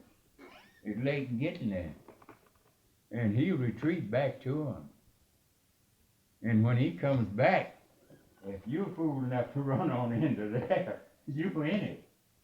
Yeah, if you chase him, when they jump out the trench and start running, you don't think for a minute you've got to be sure you know what you're doing. It's better stay there, but the closer you can be to him, the better you are. See, they try to keep killing their own men, and he ain't gonna shoot that artillery right over in front of him. He's gonna shoot at a certain distance, and if you pretty close to him, they liable to be a barrage behind you. And of course, we had first and second and third wave. See, that's the French formation. First wave over the top. Then after so many minutes, or whatever the officer said, the second wave. Then the third. See? And that's where you get your reinforcement. See, that was the French way. And Jerry, Bosch and Hum, there's somebody. Yeah. When after I got wounded, was in the hospital, that first hospital I was in up in the mountains there, they had 3 or 4 Germans in there. They'd been wounded bad. The French had picked them up too. And they could get around pretty good. And there's a German there that he waited on me. See, I lost so much blood, I got wounded about 1 or 2 o'clock. And I laid there a little before dusk. Not right there, but just right off from where I got wounded. And heck, Captain Warner, he come there and told me, he said, you better get up and stir around or you're going to get stiff. And he looked down and heck, I was laying in a puddle of blood. And he said, oh man, he said, you're going to have to go to the hospital. He said, you're bleeding to death. And you know what that'll make you feel. Yeah. Yeah, I cried a little. How'd you get wounded? A shrapnel wound. I got a scar from here to here. Yeah. On my right leg. Artillery? Yeah. Artillery. 3 shells come in. Yeah. The first one hit the tree. I was just far enough away from the tree, I got far enough that the bushes hit me, but just the last, the small part. But it knocked me a whirling. And I got up, and as I started to move off, 1 more fell. And it didn't bother me. And I made a few more steps, and the 3rd shell fell. And the 3rd shell fell, and it looked like to me there was small balls come from it, about that big. And one of them hit me right there. And down I went. Where were you heading? Where were you when you got hit? Huh? Were you heading back for the line or what? I was just behind the trench. See? the trench was right through that row there where the row of trees were. Mm-hmm. And it just kind of, you know, kind of slanted back like that, and you'd be under cover. And I was just back there. I'd just come off an outpost, and I had stopped. And Captain Warner, me and Corporal Ball was out there, and we'd been out there ever since yesterday noon. And he come in and he said, heck, I thought y'all was in. I didn't know y'all was out there. He was a new captain. Captain Jackson had got sick, and he was a new captain that come to us by the name of Warner. And you know, I forgot y'all. And the Red Cross had been up there in Easter's D, poking beans. And he goes, now listen, we've been out there ever since noon yesterday. And we ain't been getting but one meal every 24 hours. They bring it any time between 11 and 2. If they didn't get you there, they ain't no need looking for it. You get to, and then you don't get no more the next night. And he forgot us. Yeah. And he was a what you got. What battle? Was that in a big battle or just an artillery barrage? Oh, that was yeah, that's in the big battle down on the Muse River. Was that Meuse Argonne? Yeah, Muse Argonne. I went all the way through the Muse Argonne. Mm-hmm. Yeah, made that 300 miles. All the way from down there, if you look at a map, and you find Fort Des remaining on the Muse River. And then all the way, and we were just, you could see the church steeple plainly. There's a lot of woods in there. The little town Lone. And I got wounded right, just before you go into Lone. Lone, France. Hmm. Where was the hospital? Well, this hospital, the first hospital I was in was the French hospital. They cut my leg open and took the shrapnel out. And I stayed in that French hospital. Oh, I must have stayed there 4 or 5 days, and they dropped Big Bertha on there. And it shook that mountain, and all that side back there fell in. And they pushed us outdoors. And heck, we'd already run once. The first place, they just got inside of there. And I told the nurse what the captain said. She said, well, I don't know. I'll have to see about that. By that time, 2 of them whiz bags cut right through the tent. One old big camouflage tent. Mm-hmm. That's a first aid station. And just a few seconds after that, the sparrow blowing from the airplane, you could hear him. Ooh. There, that sparrow bomb come down, that propeller, she stuck in the ground and she didn't explode. And she wasn't a bit further from me and from here to the wall. And heck, I done lost all that blood, and everybody could was running out of there, and all I could do was turn like this, but it didn't go off. That's right, it didn't go off. Yeah, it did. Or if that thing went off, it had been turbulent there. But it just, and that propeller only did, and here's all I could do. And that thing didn't go off. Yeah. And, after you get used to it, 'cause I had the average fella bested. See, I had the whole slop up there and so forth, and got it from the back of the saloon and from that restaurant across the street and stuff. And as far as the word killing and so forth, I'd seen it. Many times we jump off the wagon and that donkey, little old donkey, he wouldn't move. No, he wouldn't. He wouldn't move. He'd just stand there. Yeah. He'd stand still. He wouldn't move. Mm-hmm. You didn't have to worry about him running away. Yep. No. And heck, and get down, lay down on the ground. People behind, look out, lay down on the ground. And heck, I know that pretty well. Yeah. And then I'd seen so much of it. See, I seen them cowboys up there shooting at one another. Then coming across the track over there, they'd come to the cattle place out here on this hill. And they drive them cattle over here to Reinhardt's cattle place there where they butcher and stuff. Yeah. And you'd see them coming across. And then the people that drove cattle from Texas, See, the storms was bad here when I was a boy. And they, over there on the side of that hill, they'd come in there and look like they'd have 5,000 or 6,000 head of cattle. And they just filled that up over there. Mm-hmm. And they camped there till the storm was over, see? Mm-hmm. Yeah. When was the first time you saw Jerry? Jerry? Yeah.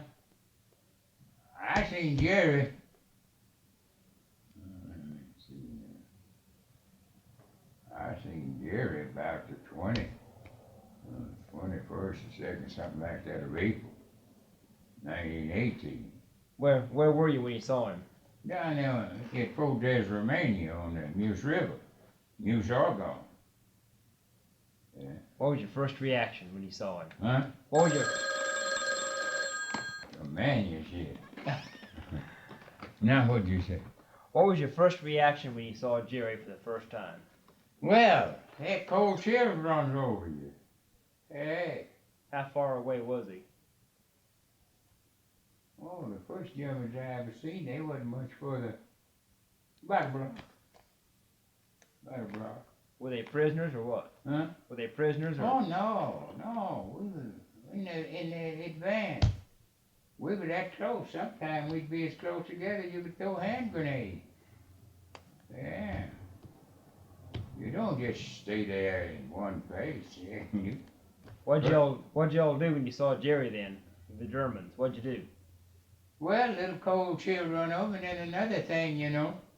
See, the way you'd hear the Frenchmen that could speak English talk about him, I thought that Jerry was far and everything else, you know. And the way they kill them Frenchmen and stuff, the way they tell us about it and so forth. But when I seen them, why, and they look just like.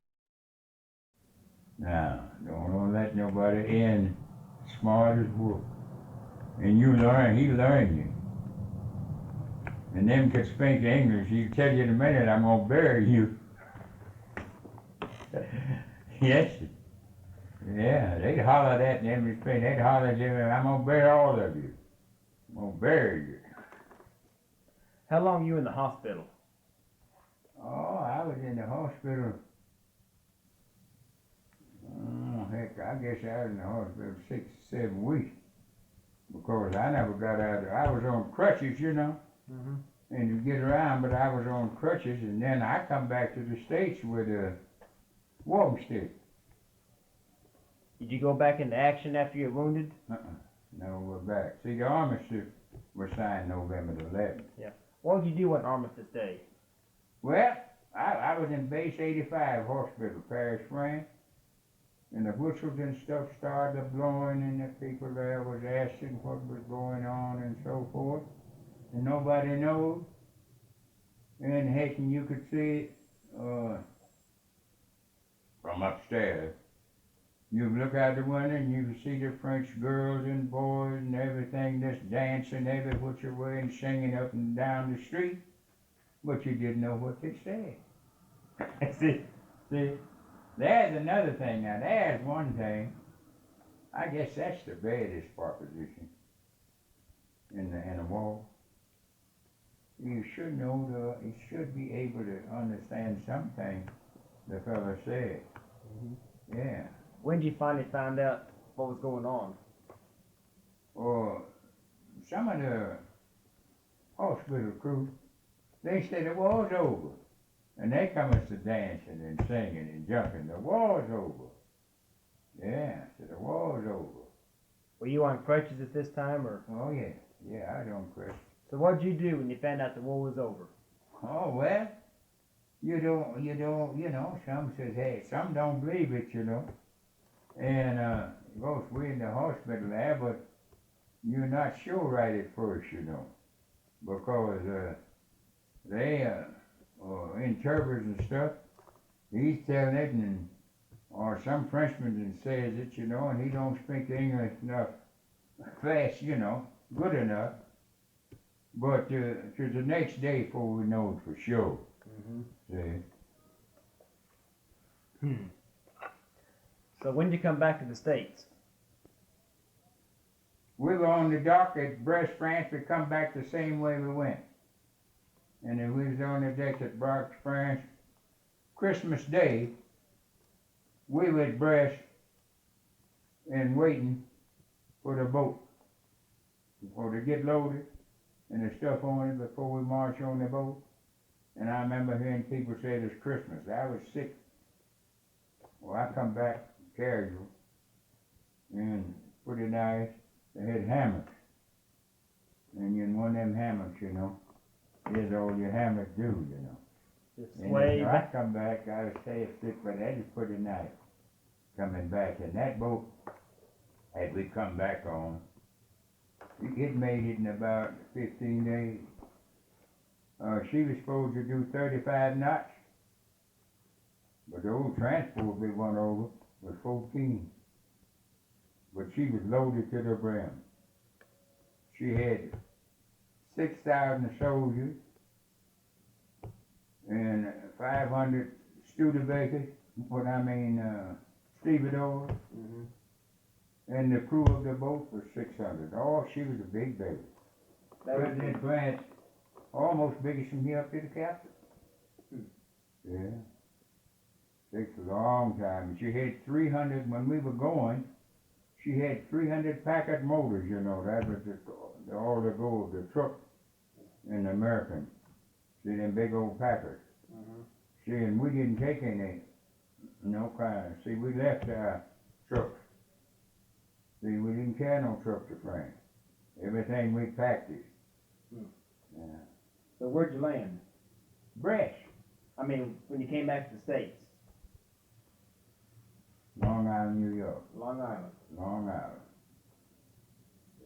Was there a big victory celebration when you got back? You know, I was sick. They examined me and sent me down to Wrightstown, New Jersey. And I went in the hospital there, Ward 24. And I stayed there until, I think I come out of there sometime in April because I was discharged the 18th. And I come back to Chicago, come through Chicago. And I was discharged at this place, the closest place to shipping me to Guthrie, Aurora, Illinois. And that's coming down towards St. Louis. And when did you come back to Guthrie?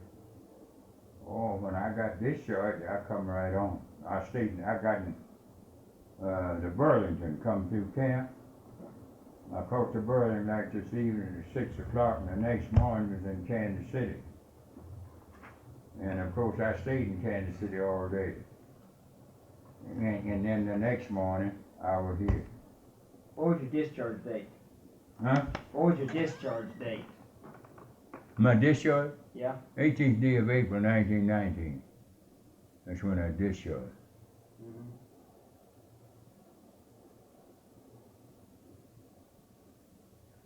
What'd you do when you came back to Guthrie? Oh, after I come back, I got me a Ford. And I drove taxi and rode around with automobiles. I was pretty good Model T mechanic. See, I could fix a Model T. I hadn't done nothing but fix Model Ts, and then all them old cars, and I liked them two-cylinder, you know, chain drive and all like that, you know. I could sprocket brake, you know. I could fix some chain and such as that, or I could put some links in the chain where it broken. Maybe bent up, caught up and angled up in there, you know. Maybe that's a crowbar and pry it out of there. And we take a good part and then add to it, count the links in it, you know. And then I could set see, they got a little adjustment in there about that long, where you can set them and tighten the chain, and it has figures on it, so each side will even up. And them two cylinders make and break, you know. And I could do all right with one of these. Where'd you meet your wife? Huh? Where'd you meet your wife? I met over there in the elbow. Yeah. Did you know her before you went to the Army? I'd seen it, I think, a time or two, but I didn't know them real well. I didn't know them real well before I went to the army. And you were married in 1920. And I had June the 2nd. Yeah. Yeah. What kind of work were you doing then when you were married? Huh? What kind of work were you doing when you were married? Oh, I had, after we moved up here, right there where that house is, I used to have, where that curb broke over, I had a garage there, filling station out here in front. Mm-hmm. And then I drove taxi, and taxi was pretty good back in them days. See, way back there, you know, they hadn't paid, and you got $4 a Langston, about 5 when it's muddy. Yeah. And the same thing about Crescent, got 3 to go to Stewart, and 4 to go down to Meridian, and people rode taxi pretty good. And I hustled taxi and worked on cars, and then I had a filling station over there. And just one pump. Then I had oil, gas, water, I had air. Then I had my garage in the back. And What was the name of it? well, just garage. Just garage. Yeah. Yeah. How long did you have your garage? Oh, I had it for years, see. That belonged to me. Yeah. Yeah, I just got rid of that and they built that house in there, well, I guess in the last 20 years. Mm-hmm. See, that belonged to my mother and them lived over there across the street. They all dead now. And I had a garage back in the back there. I could get 4 cars in there. Yeah. And I had workbench, rice. Hmm. Yeah. I had tools to fix cars in them days. I had plenty of tools. I was going to ask you, when you were in the army in France, was there much discrimination against the blacks when you were in the trenches? Wasn't none. Wasn't none. Was none. No, all them things come. You don't have no trouble in the trench. That's It's when you get to when you come back right. and get in the hospital. Yeah, we don't want them lousy things in here. See, we were just lousy as a pet full. See, that's full of life. See. Even though you were in the trenches fighting. Yeah. And in fact, actually, they had their lousing stations, you know. They got here's a big tank. There's a vat in it.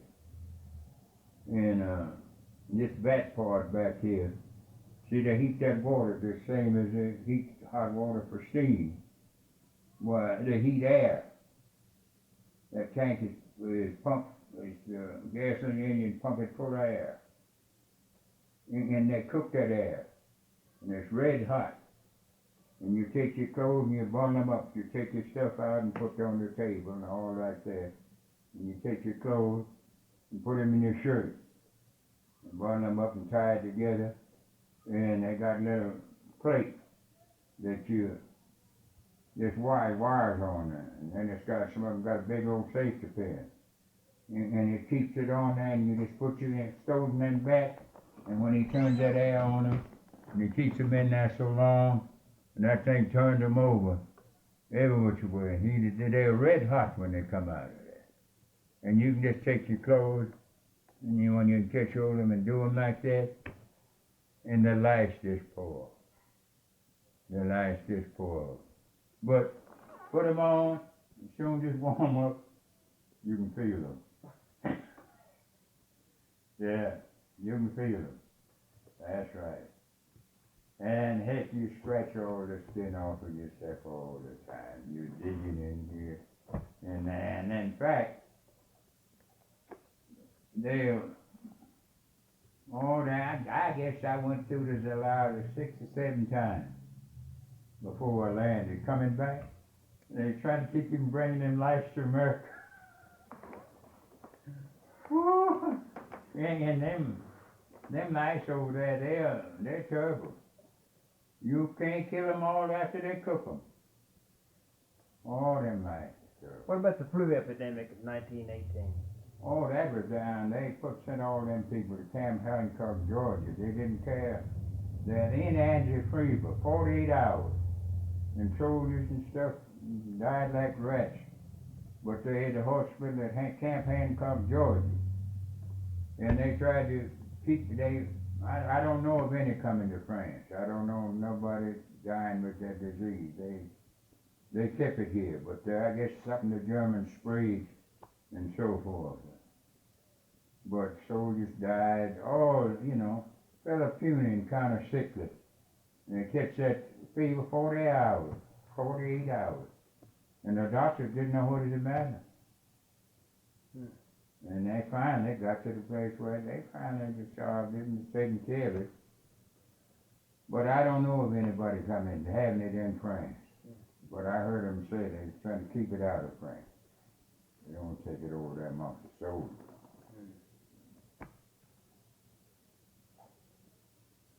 How did the Depression affect you and your family, the 1930s?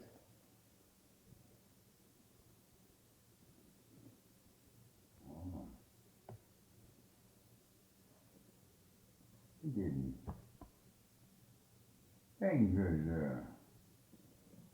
was, things wasn't too high. It didn't bother us much. We had moved here, and was living here, and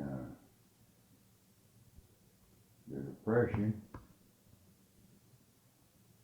I just heard them talk about it. I was doing fairly well. Still, I was sickly, gas and stuff. But, my dad-in-law was out there on the farm. He killed 3 or 4 hogs every year. And we had ham, such as that, and in the summer, garden and stuff, but the biggest portion of the thing was him, wasn't nothing worth nothing. Yeah. See? Hey, 500-pound hog, you get $5. Yeah. See, wasn't nothing worth nothing. Right. See, and nothing. And you take these watermelons now, they charge 2.5 for, he might sell one for a dime. Mm-hmm. But the biggest portion, I've seen my dad-in-law bring a whole wagon load of watermelons in, and maybe he wouldn't sell over 3 or 4 of them. Just put them on the porch, and then later he'd load them in the wagon and carry them back to the hall. Yeah, and then people that could have gardens and stuff, and chickens and such as that, people have 10 or 12 hens, and that furnished them all the eggs. In a lot of places you get eggs 4 cents a dozen. But you buy them up in the store for 5. And a great big buff Cochin chicken, that big, 20 cents. On foot, but you could buy them in the market for 35. Well, they dressed them and cleaned them and everything. Some places 30 when the sale was on.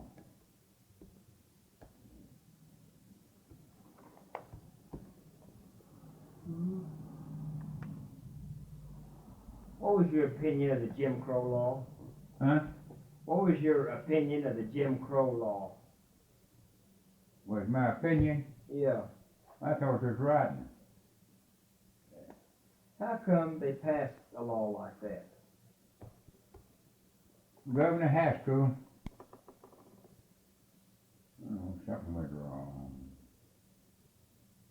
They tell me the training and stuff, and he's campaigning, and they just had them little old dinky trains way back there, and they had one coach, a half baggage, and the rest coach, and then a little bit of engine that pulled from the main line from Palace in the Gusher. We had a gang of railroads come in here, but lots of them were just branches.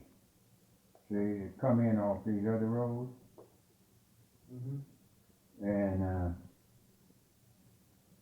And people picking cotton, and he'd been over to Tulsa somewhere, and the train was just loaded down, and he had his niece and stuff with him, and all the cotton pickers and stuff. I'm just telling you the truth like it was. And he said that heck, he was going to change this. He got to be governor. Said he was going to Jim Crow it. Yeah. And he did. And it was very few people fighting it for it because they didn't know what it meant.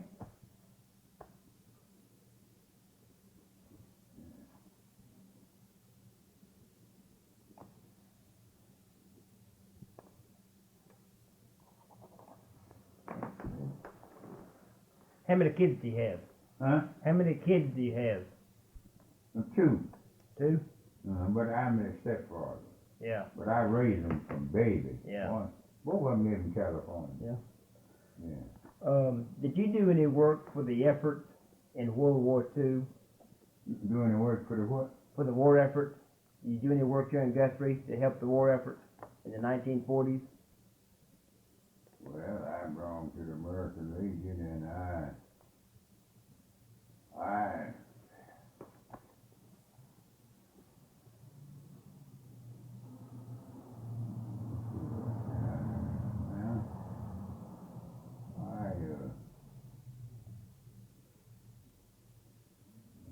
what kind of work was I doing in World War II?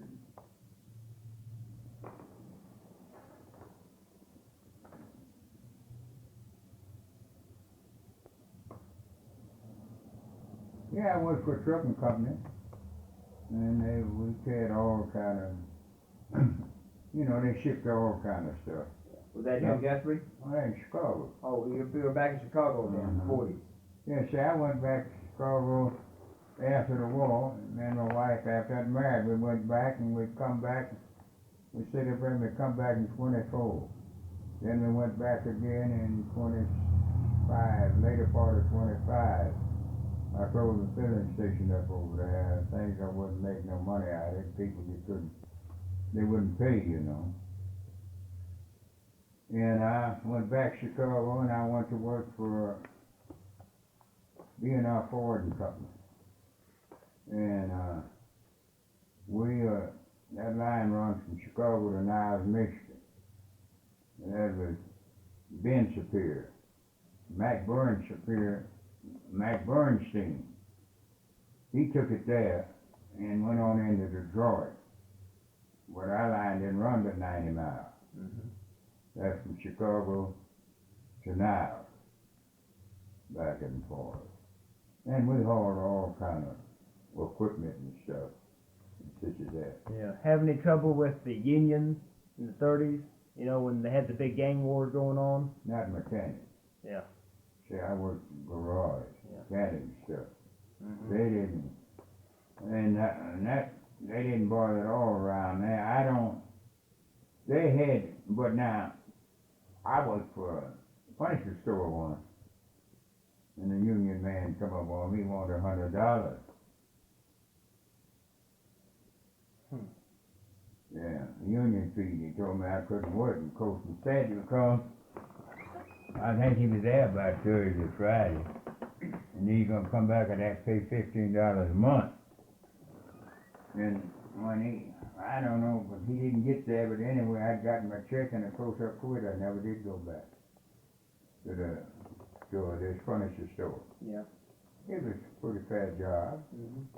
See, the difference between that, the jobs here that we could make $7, $8 for, we got 18 in there.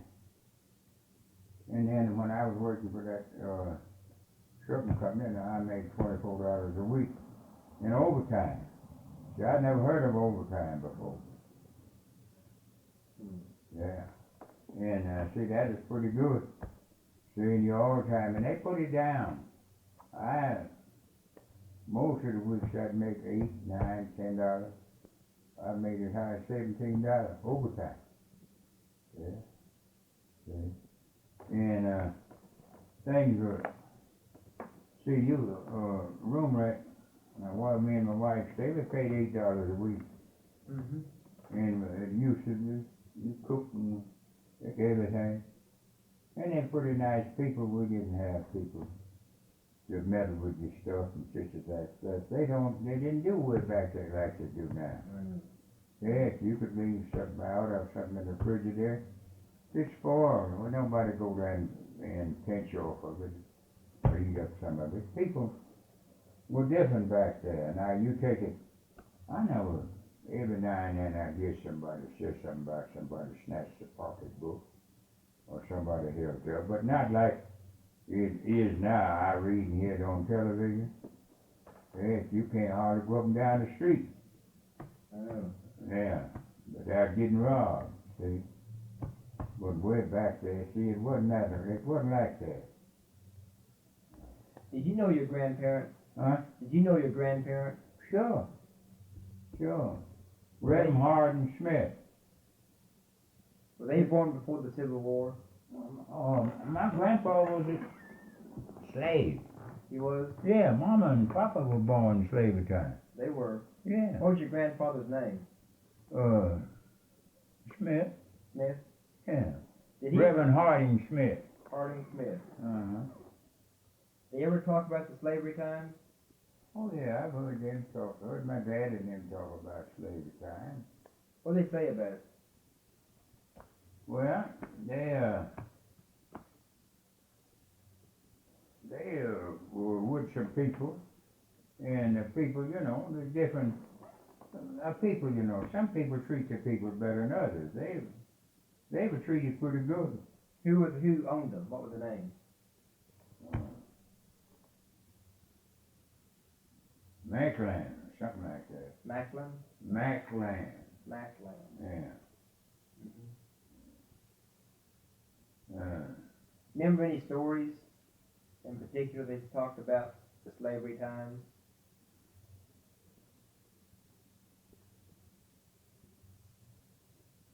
Oh, I've heard my daddy talk about you turn a pig loose down in the branch, down in the bayou, and when you get ready to kill hogs, you had to go down there and kill what meat you want and put it on a sledge, you know. You have a sledge, you know, that's two things on the side and goes back and the board's nailed on it. And bring them onto the house and heat your water and kill it. Was your grandfather from Louisiana? No, from Virginia. From Virginia? Uh-huh. Okay. Yeah. Mm-hmm. Your grandpa was from Virginia. Yeah. Did they ever talk about when they were freed, what they did? Yeah, we him talk about him. I've got to think now. Well, you know, he was a preacher. He didn't have too hard a time. I think he stayed around there till finally he come to Tennessee. And I don't remember whether he was married when he come to Tennessee or married after he got in Tennessee. But Macland, they were on their farm. Mm-hmm. Of course, he said they were pretty nice people. They didn't bother much and so forth. They just kind of run the farm and done their work, and he didn't bother about it much. Yeah. What part of Tennessee were they from? What part of Yeah. Virginia? No, Tennessee. Oh, I'm sorry. Yeah, what part of Virginia? I'm sorry. What part of Virginia were they from? Nah, that's what I don't know. That's what I kind of know. I've had Grandpa talk about it many times. But I don't remember what part of Virginia he come from, but I know he's from Virginia. Mm-hmm. Yeah. You say that they did talk about the day that they were freed? Oh, yeah. When Lincoln signed the Emancipation Proclamation?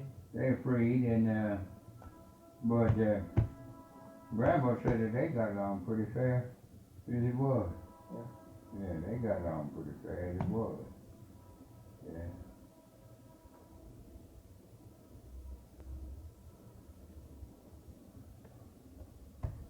Well, what else? Was there much discrimination against the blacks here in Guthrie? Well, I guess it's about, I seem to be, I just hear the people talk, you know, I don't get around much, but I hear the people, I guess it's more now than it used to be. Hmm. But way back there, they didn't pay nothing much, but I got along fine amongst the white people. I know gangs of people, and I chauffeured and worked for people uptown. The only thing about it, no salary. Yeah. You get no money much. Do you get a pension from the veterans now? Uh-huh. Well, Mr. Smith, I think we have a good interview. Well, I'm glad that I could give you what I did. Now, in fact, now you take it, maybe tomorrow I'll be thinking about it, and a whole lot of things that I could have told, I'll think about them. Yeah. Do you have any reflections on your service in World War One? Oh, about the Army? Yeah. Well, I liked the Army. I just liked it. Yeah, I liked the Army. I liked it fine, with all the hardship and everything. I liked the Army. You ever think about staying in? Huh? Did you ever think about staying in? Oh, yeah, yeah. In fact, if I don't get wounded and was sick, I would have stayed. Yeah. Wasn't thinking anything about leaving the Army. I liked it, Mm-hmm. yeah. Like I used to tell the boys up there, hey, of all the hardship and everything else, I like that too. Yeah, I like the Army. Yeah. Yeah. I'd like to come back sometime and maybe we can talk some more. Good, Maybe you can think of some more stuff. good, good, good. Okay. Thank you. Yeah.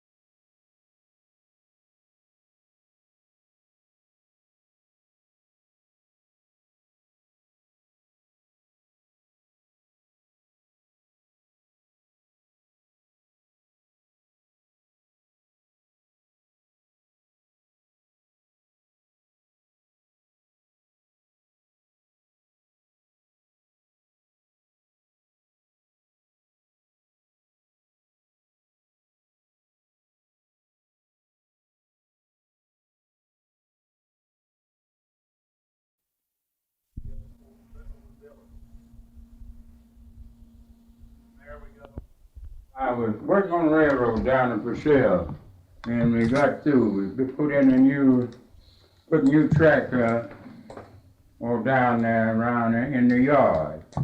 And they wanted 6 men in Chicago. And a boy by the name of Jesse Pearl, he's dead now. He had an application into the Pullman service. And he got his application to go to Pullman service. And he said, Frank, why don't you take my place? And I did. And then after I was there a while, I liked it, and I seen him parading. I says, hey, 'cause I had a brother that was in the army. Oh, heck, he was in Spanish-American War. I thought he still in there. But I says, heck, I'm going to the army. And I asked the captain when I was talking to him, it's in the joint. And he said, well, it'd be up to the captain of the other company, but say, if you get down in there, I think his regiment, according to what you say, is at San Antonio. But he said, when you get down there, if they officer will take you, say, we'll let you go over there. That's all that before I'd ever joined. So I joined, and then my brother had been out of the army. He come out in 1967. Somewhere along in there. Maybe that's when he joined. But, so, heck, I liked it so fine. I do everything. I can dig trenches, make parapets, I got to have help. Yeah. Cut the barbed wire entanglement. Or I can wash pots and pans, See, combat veterans learn you everything. From washing pots and help cook and everything. And, we got a place over there to where, the French picked us up, and under command of General Mandy. And heck, things got bad.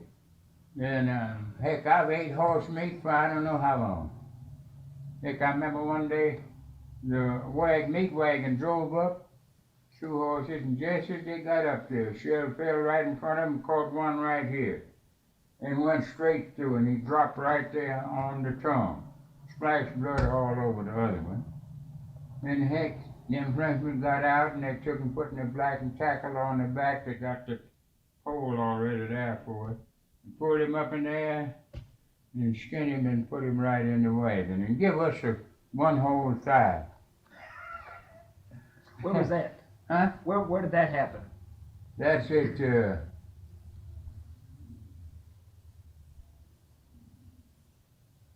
someplace out from, let's see now. There's a Mushaw offensive. That was the name of it. And we had left this place. Let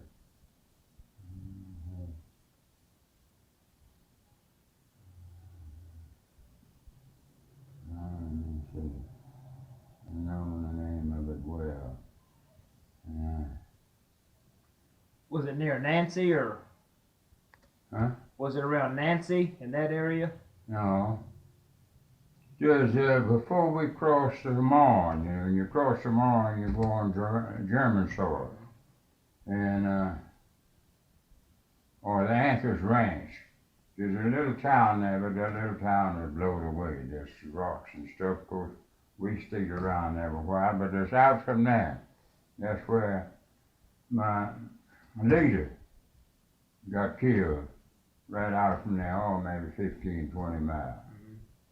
And I've been right to the monument of Big Bertha, You heard of her, the one was throwing the shells the 100 Mile. How big were those shells? Huh? How big were those Never shells? got to see the shells. There's nothing but from the concrete block. They was going by, and bolts in it. It was as big as a telephone pole. And the nuts and the big washer, and the nuts was laying in each one.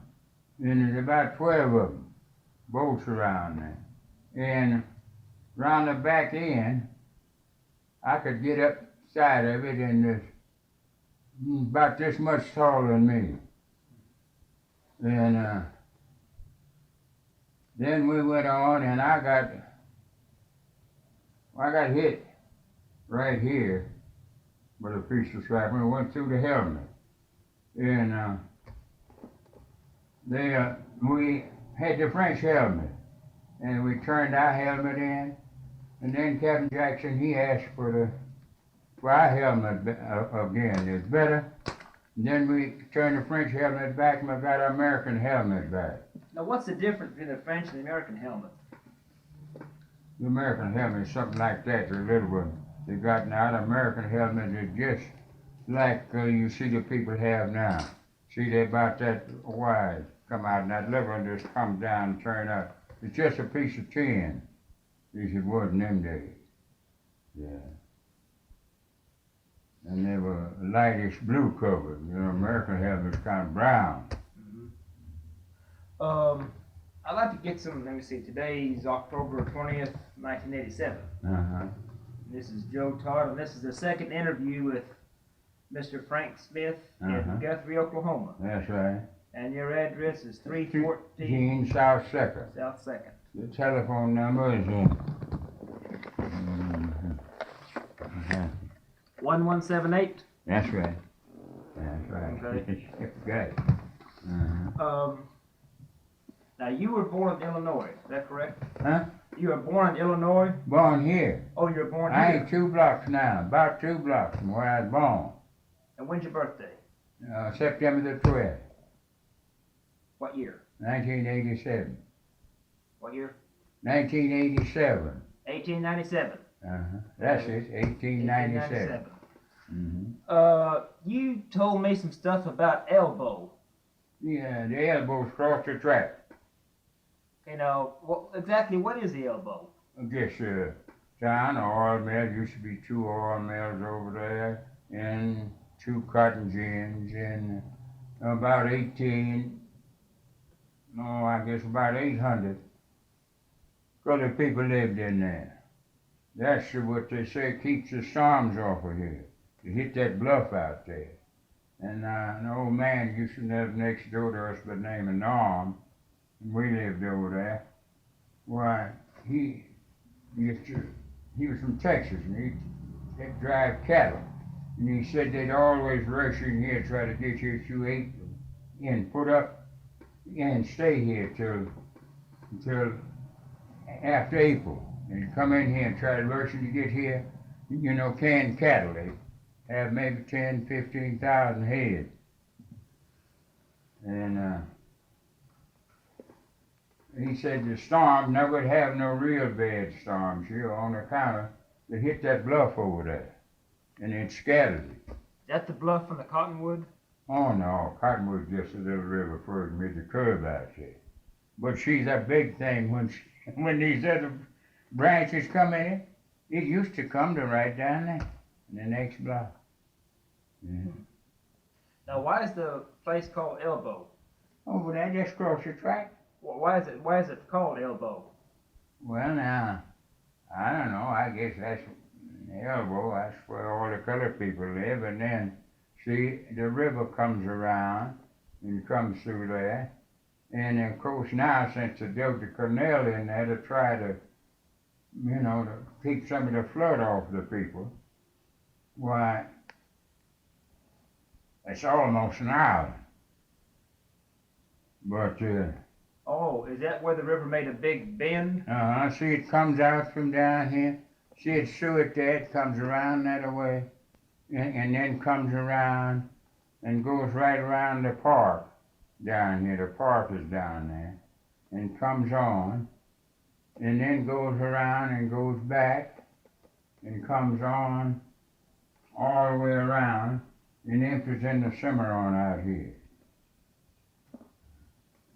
Oh, I guess it goes maybe 15 miles around through there. And of course, Deer Creek and Chisholm Creek, and all them empties into it. And then there's a big branch that comes in here from the southwest back there, where, you know, they put the lake at Arcadia. But see, all that water used to come around this way, and they say it'll take some of the flood off. See, we've had a couple of floods. One wasn't so big. That is this year. But we'll know whenever the rain a lot. Where were your parents from? My mother and father, and of course, they were slaves. They born in Tennessee. Okay, were your parents both born slaves? Uh-huh. They were. Yeah, and my grandfather, they were from Virginia. What's your parents' names? Smith. Hey, M.A. Smith, Mary Smith, and George Smith. And what was your mother's maiden name?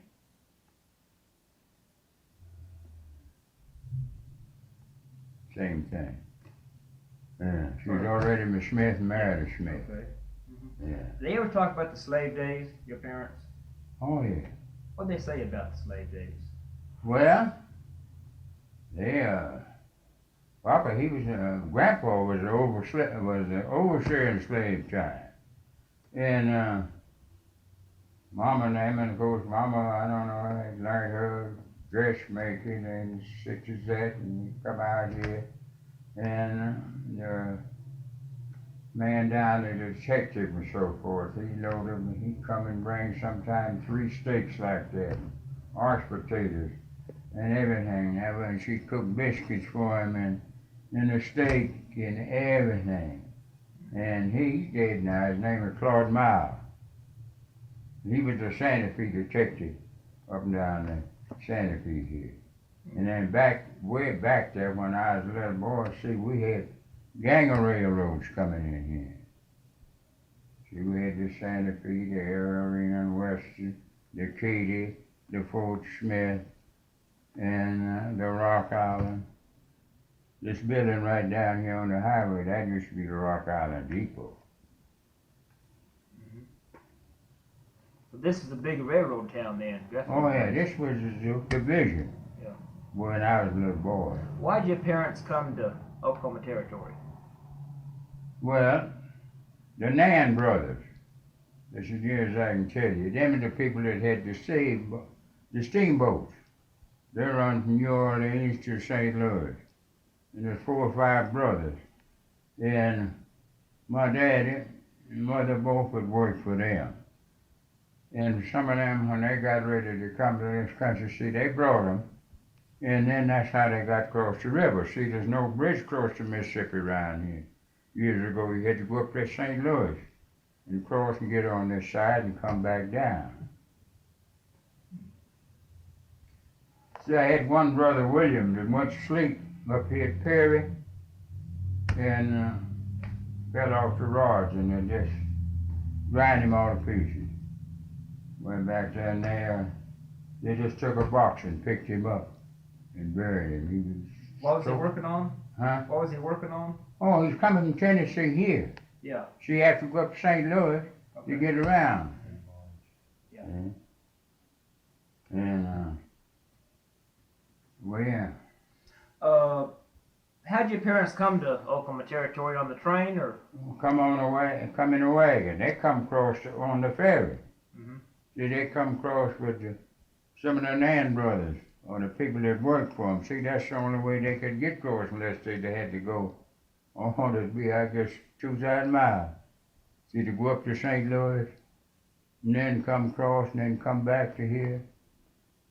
Did he come for the land run of '89? Huh? Did your father make the land run of 1889? The Did you?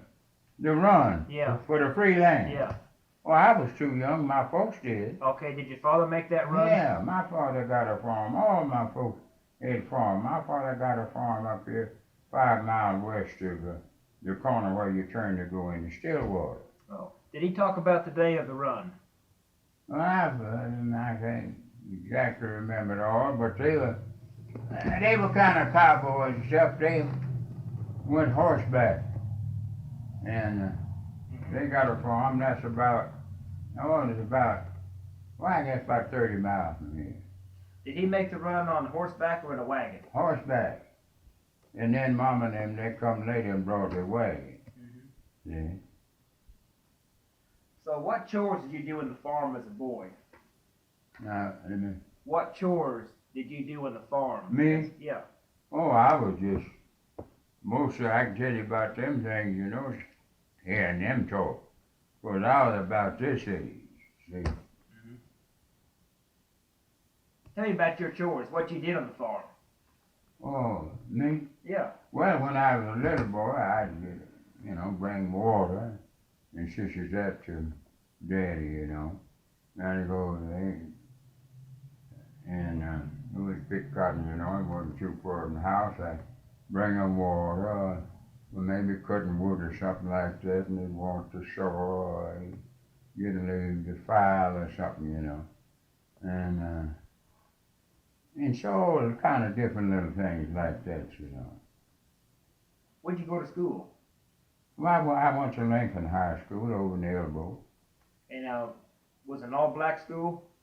Well, at one time, way back, see, everything wasn't no Jim Crow. That's when George Haskell. See, we didn't have no governor when I got big enough to know things. Yeah. So did the blacks and whites go to school together? Uh-huh. Schoolhouse was right over here across the bridge. Right in there is where the school was. When did they start the Jim Crow? Well, in some parts, it is all Jim Crow. But when they went to school, together, I didn't go. My brothers went to the school between, but I don't think I it might have been 2 or 3 years old. See, actually, I was born in 1895, but my mother, while I was working up at the barber shop, he bought a pair of pants, and after he bought them, he didn't like them. I won't be able to call his name. He was a fine fella. And he gave them to me.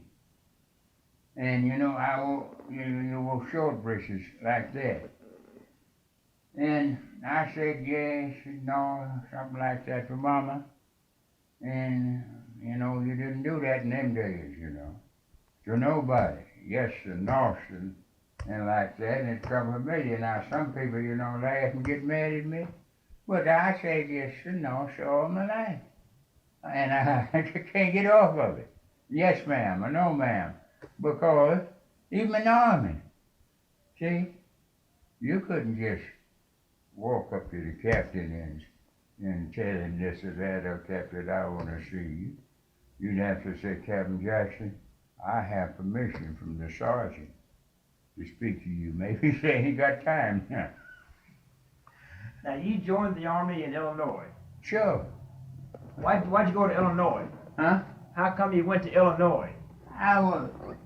There was only 6 men up there, and I was down here at this town down here for sale. And they put new steel in the yard. And I was working down there. In the railroad? On the railroad. When they got through, they wanted 6 men at the machine shop to work there and pull coal down. See, the coal and stuff all coming back in here. See, the coal, you would just walk over it, used to could, right on the ground. It grew just like the mountain. Only didn't get that high or nothing. But heck, you could walk through some farm and nothing planted there, nothing but coal. And then up here in the salt plain, the salt is this deep. Yeah, salt on the ground. All through there from this town up here. It's only about 150 miles from here. What, up around Freedom in that area? No, it's, you go out of Enid, and you go, I think 10 or 12 miles straight north, and then you turn west again. Now that's on the Cimarron River?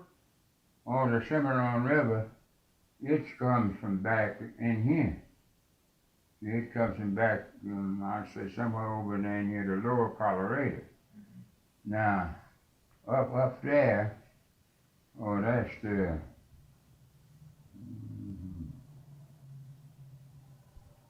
well, North Canadian. That's one river that comes around down there. And,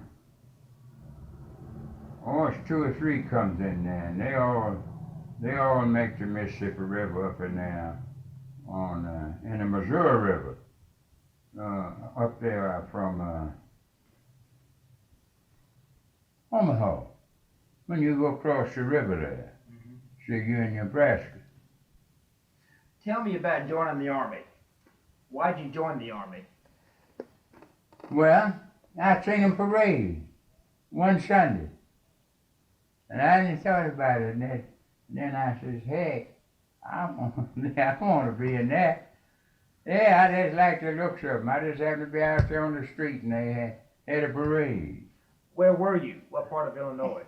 Chicago. Chicago. Uh-huh. Mhm. Yeah. And I say, I'm going to join. I got to talking to the boys working around the garage. See, I'm a mechanic.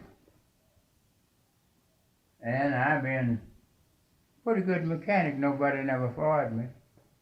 A white boy by the name of Harry Hall. Two or three others. See, back in them days, they had jigsaw puzzles. And I had at this school, Sweeney. That's in St. Louis. Then there's another in Kansas City. Harry gave me one, and another boy, I can't call his name right now. He gave me one. And I worked them jigsaw puzzles. And way back there, I used to know the name of every part in the car, and had never drove one. Yeah.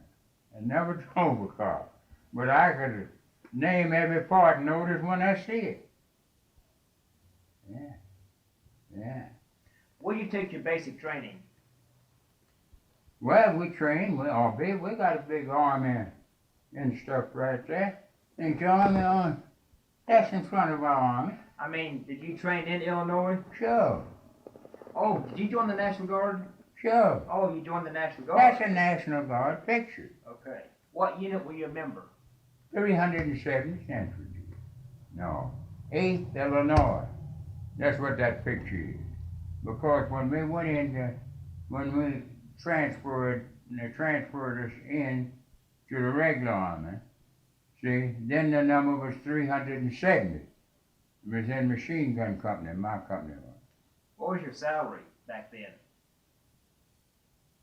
Oh, when I first joined, we got $25 every 6 months. Yeah. That was in 19... That is 1916. And, but it didn't last long, you know. War was declared there in 1917. And of course now, our check had been raised to a monthly check, and on our next check, we were supposed to get $21. But in the meantime, they took us they put us in the Army, out of the National Guard. And then we got, a private got $30 A month? a month. And then finally, a first class private got 33. A corporal got 36. And when you made sergeant, you got 38. What rank did you have? Huh? What rank did you have? I made, well, at first, see, I drove $30 a month, but it wasn't no time for, I was made a chauffeur. See, we had, Model T Fords with the truck back on the back. Well, when I made a Model T Ford, why, got there, you know, and heck, I could fix a Model T Ford, and then I'd learned to drive a Model T Ford. I could drive a Model T, but I'd never drove nothing else. Well, I had drove a Dodge. There's some Dodges around. Well, after a little while there, they made me auto truck mechanic. And then, I drove $33. See? And it wasn't long after that before I was first class private. Then I jumped from that to sergeant. Yeah.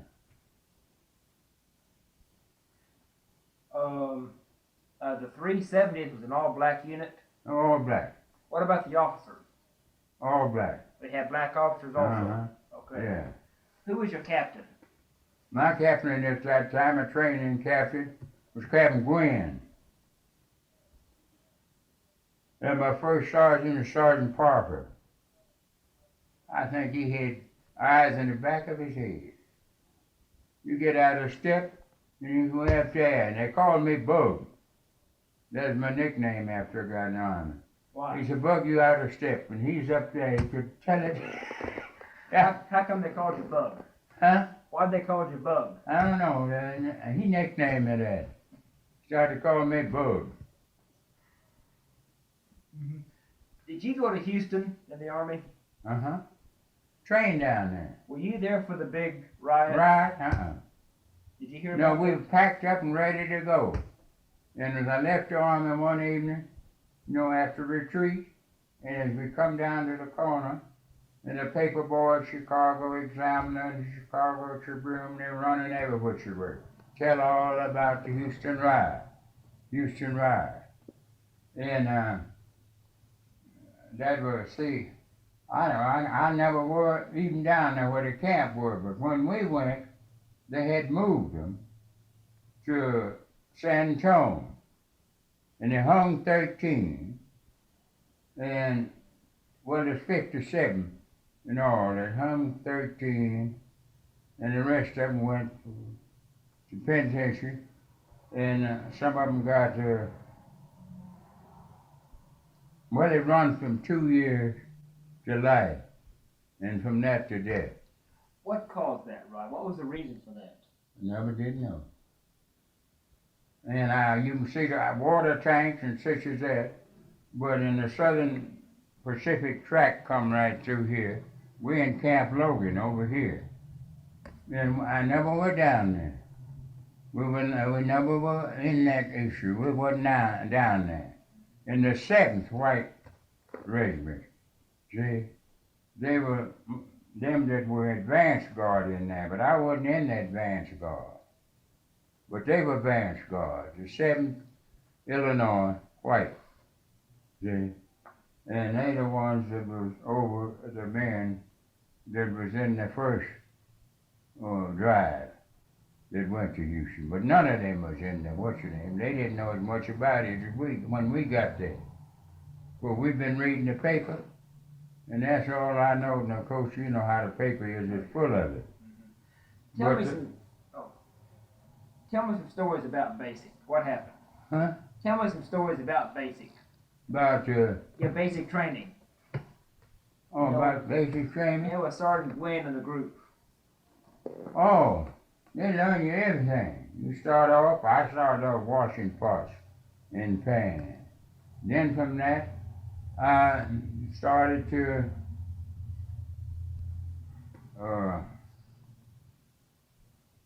can ammunition and hand grenades and all that kind of stuff. And then finally, they changed from that to loading clips and belts. See, a belt, machine gun belt and machine gun cover. The belt's got 255 cartridges. See? And for the rifle, and the automatic rifle like that, we had that too. See, they have it's 12 clips to a box. And there's 24 cartridges to the clip. 288 rounds to the box. You pack 2. Of course, the hand grenades, they're in a 12 concern box. Handles here, handles on the side, and I mean the same thing about hand grenades. And we train, we give the blow, the call, get up in the morning and blow the call about 5:30 every morning. Sometime in bed rain, it may not blow it at 6 o'clock. And of course, it don't rain, in the army. It don't rain. No, nothing like that. Snow neither. I've had my britches to freeze to my skin. Yeah. Would you tell me about your average day in Basic? The average was, Average day. What time you got up? You know, breakfast, lunch, dinner. What time you went to bed?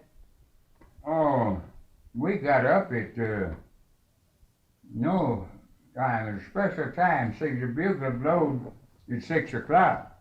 But you got to be getting up, you got to have your clothes on. And they must be on. You can't go out there with swinging your coat to button it up. Nothing like that. You must have your clothes on. And when the bugle blows, why, he hit the, company street. See? And the sergeant is out there in the corporal, and of course the corporal, he's with the squad. See, 8 men, 7 in the corporal. And he's getting you up and driving you.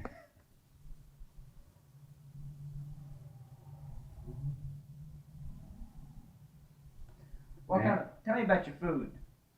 Oh, in the army? Yeah, and basic. Oh, here in the States we got pretty fair food. In France, every now and then you got to pull it out. See? The gas attack. And it shoot right in, and shells started blowing up and falling right in there around the stuff. I've had my mess van full and just walking away from the pot.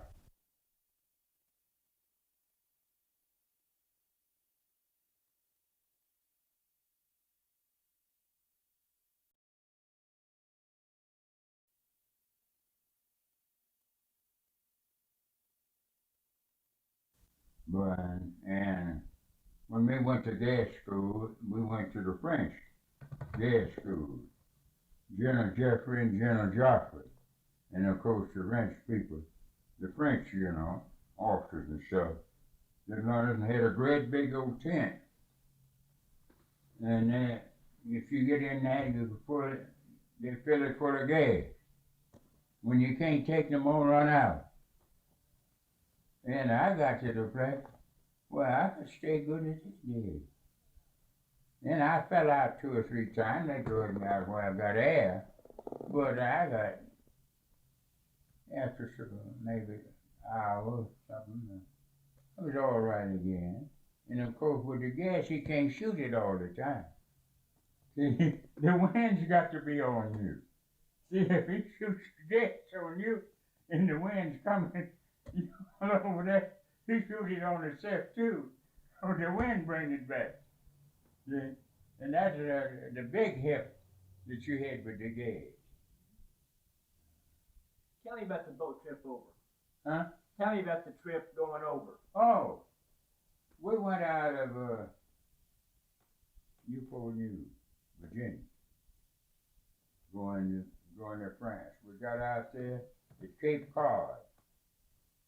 And that steerer of the boat, the pilot that piloted out, put on a sandbar. They say it was German spar, and we were there 3 days, pushing them when the tide come in, and such as that, and we was right there at Cape Cod. You know about a cod. See, a cod is a body of water, but it's not a circle. Circle's an island. But this here, you got water all around the side, and land in here that may run all around in Virginia. But it don't mix. And the houses and stuff live all over. People live out in there. Then after we got out of that, why we want to see, that made us see we were supposed to convoy left out of New York. And we were supposed to hit the convoy at sea. But after they put on the sandbar, well, heck, the convoy went on. And we were left at sea. When we got out to sea, they were gone. They don't wait, But I imagine, we didn't have electric like they got now, but they had duck and dash on the mast pole. And after we sailed at sea, and we went across the Gulf Stream, that's where that water's warm all the way through there. But we wasn't bothered until we got just around 3 miles. of land. We land at Camp Napoleon. And we got, I guess in about 400 miles of land.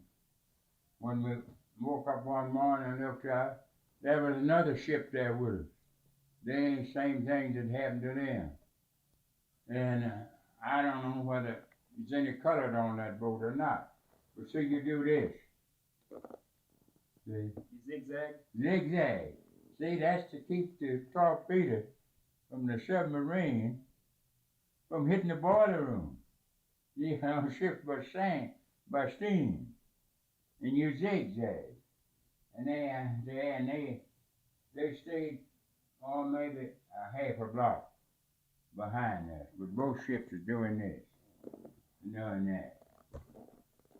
And about 2 o'clock one morning there, this ship just behind us, they got hit, but not over about 20 feet from the back end.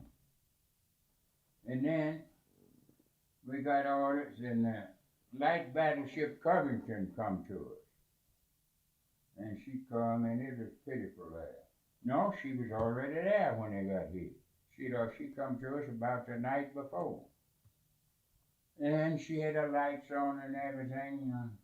When I run upstairs, I was laying on the bunk, dead asleep.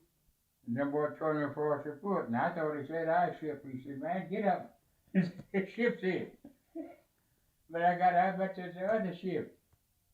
And a lot of them, I don't know how many drowned. They could hear them in the water. Hollering, help me, please, help me, please.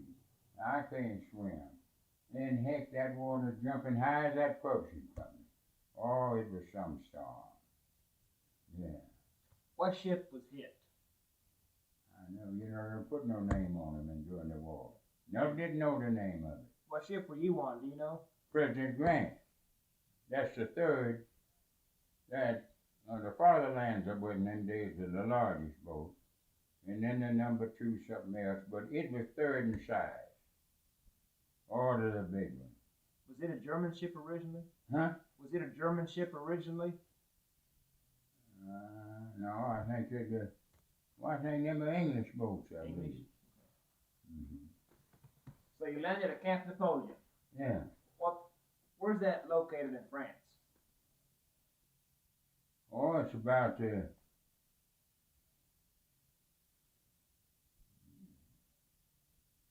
that a Brest or a Havre? Brest. Brest. Let's see, where in Brest? I've been to Brest, been there. It's kind of south and east of Brest. See, Brest is up there where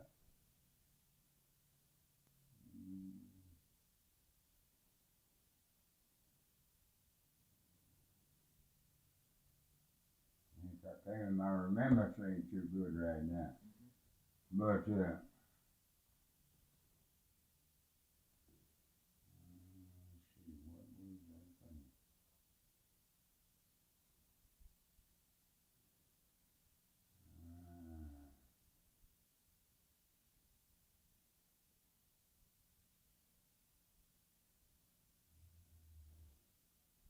what was that thing? Let's think of one town around there.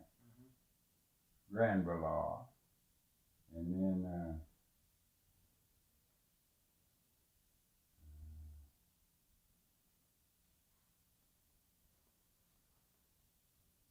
Granville,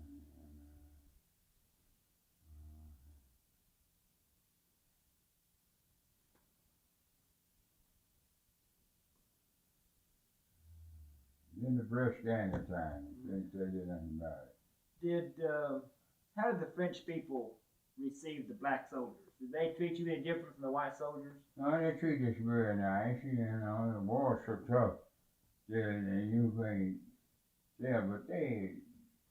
we soldiers with them, and we got supplies from East, from the American, and also from the, what's the name, but the year last, they didn't have much. See, gas would take it, and all them kind of things. And I've been to Brest. And I can't remember nothing about it. I've been to brass. What type of training did you receive in France? You Huh? talked about your gas training. What other training did you receive in France? All kinds. We was shooting machine gun and I had a slippery valve. You know where you just put the shell up in there. The range finder sergeant, you know, he sets it at the range. And it's just a fixed firing pin. And you just put the shell up and dropped it. I've had this side of my face would peel, hot, and have go around the other side. Is that the mortar? Huh? Is that the mortar tube? No, you just put the shell up in the top of the barrel and drop it. And duck down. And heat, you know, and stuff. Parch your face. When did you first go over the top? Oh, our first time over the top was down there on the Moose River. And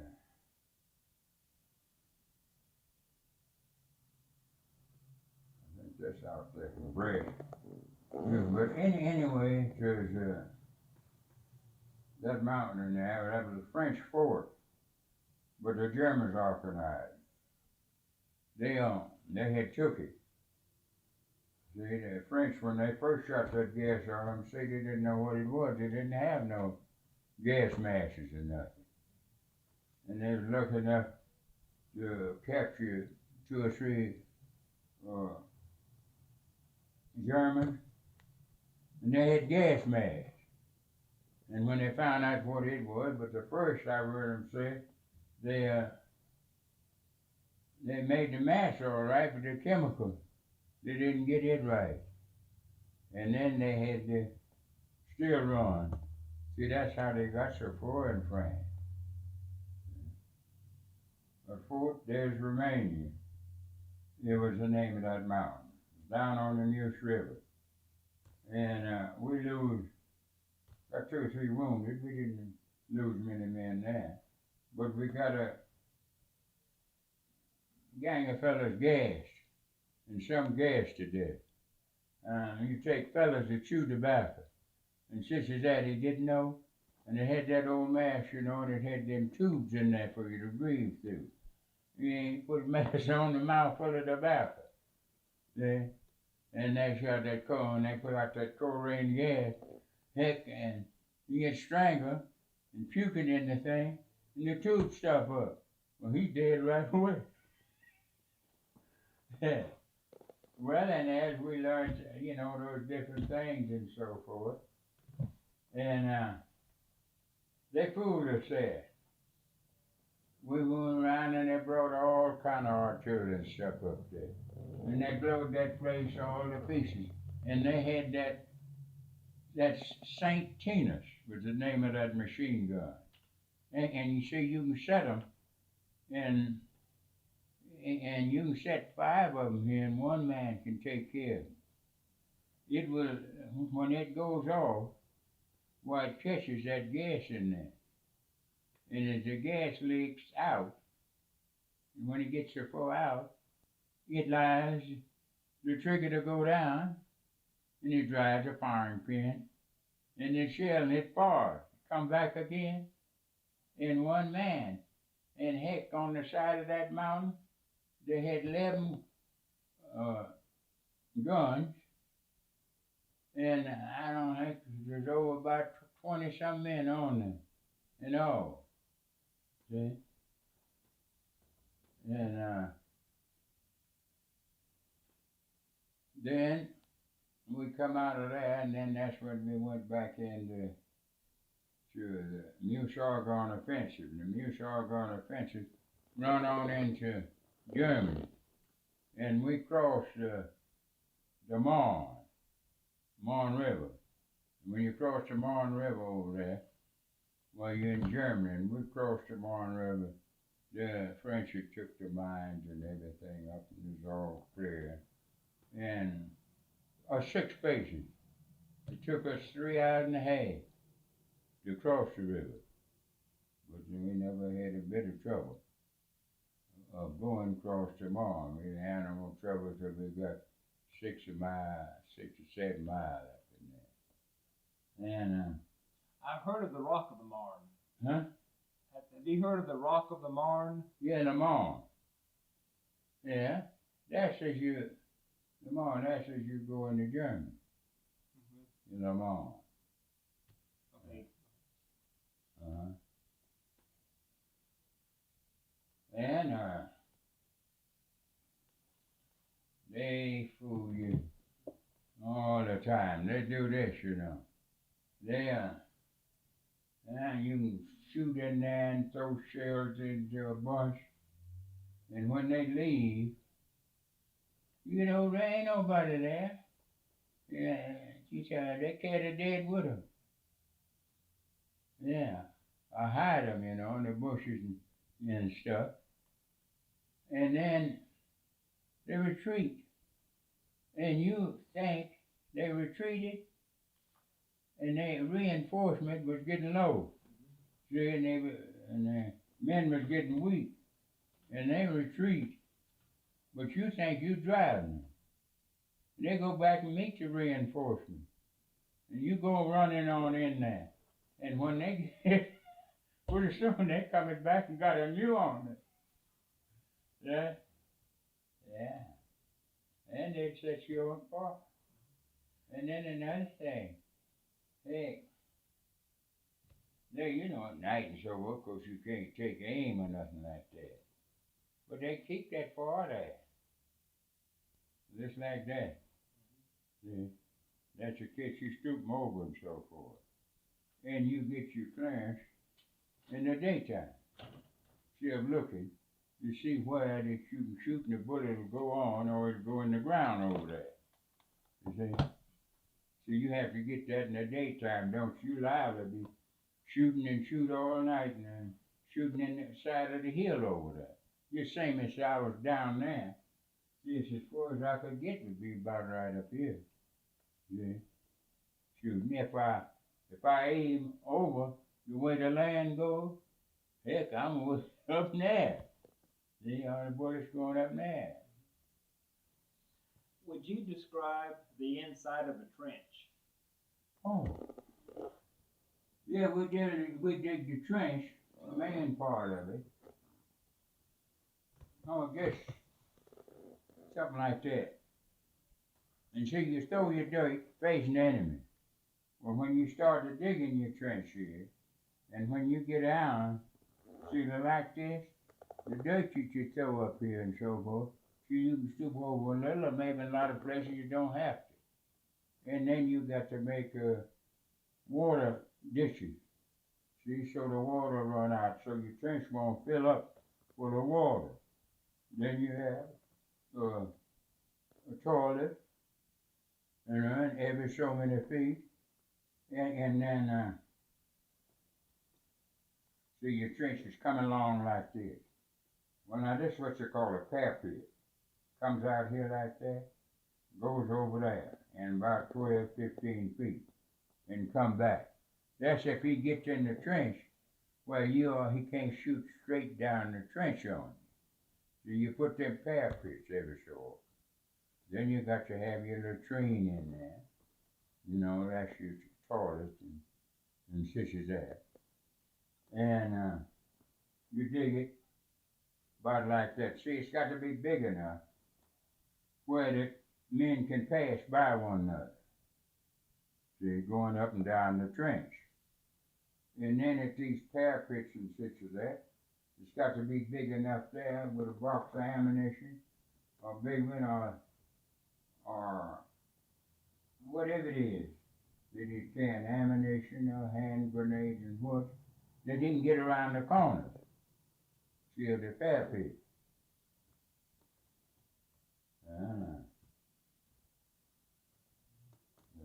How deep are the trenches? Oh, run over 6 feet. See? Yeah, you got that, you know, on the head, and of course, in places every so often, in places where it's quiet and so forth, take brush and put over the top and build it up with brush. And of course, someplace going across the prairie, you ain't got nothing. But if you have in the woods and such as that, well, you put brush over the top and then dirt on top. That's kind of like you're going to make a camp to stay there while going to be there a while. If those trenches are that deep, how did you go over the top? Oh, over the top? Yeah. Well, we ease over here and cut the barbed wire entanglement. No, I mean, how'd you climb out of the trench? Oh, we have steps. Oh. Every so often. See, we gave steps. We even down, like you come up here, just like this. See, we make steps up here and over there. See, is your kneeling position. See, shooting out the trench. Well, we make steps just like step out there. See, you get up and one on the other side to go down. On some places, well, it's long another, we may have 3 different places where you can get up there. See, for kneeling position. And them's the only places you can fight it. Well, see your machines and so forth, they crossfire one like that. See? The rifles work on him in the center. See, and they get that crossfire there. Of course, he knows where he is over there. But if he ain't careful, see, he gets pocketed in that and he can't get out. For that machine come far and have him up in there. And then the infantry will take him.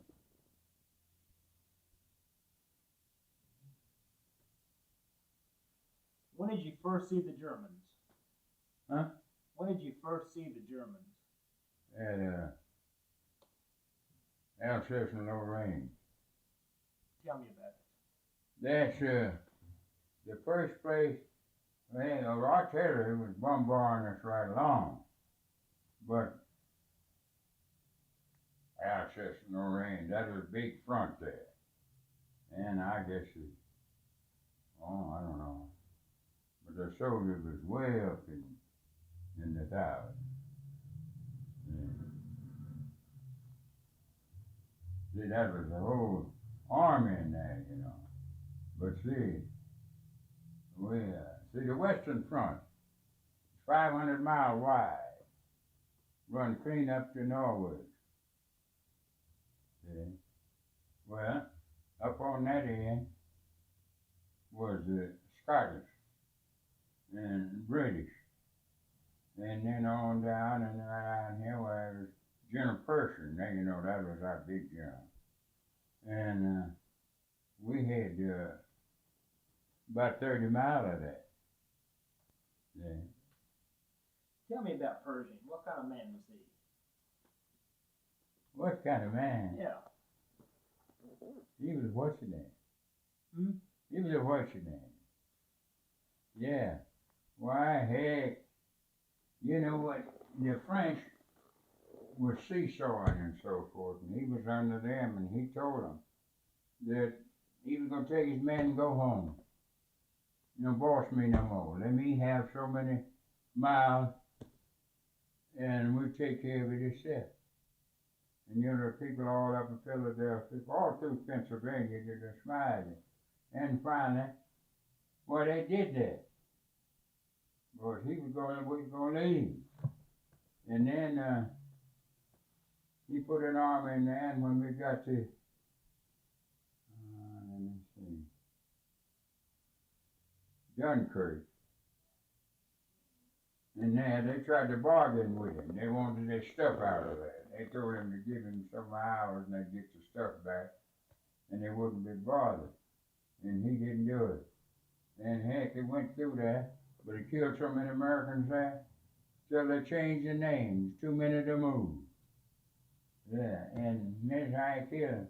He said, boy, he says, I'm not going to tell you nothing that I wouldn't do myself. He said, we're going through here, and I'm going with you. He said, we ain't going around. And let me see, can I think what to change that name of that place to? We wanted a man good name, French general. And And Dunkirk was the name of that town.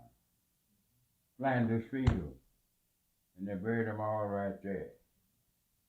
And see, that's what the people, and different fellas and so forth, you know. Then right after the war, it was pitiful over there, you know. You didn't tell the boy, I seen a boy in Paris, but his brains out. He got a letter from home and he just bawled. And heck, they tore up the town, they bummed that town. And he was German himself, but he didn't know he had no kinfolks there. And he got a letter to go and look his kinfolks up. And heck, they had smashed and burnt up the town. And then there's more white boys on Little Land Prairie. And crying and going on. Getting letters and stuff to look up the people. Now there's these Gerlachs here.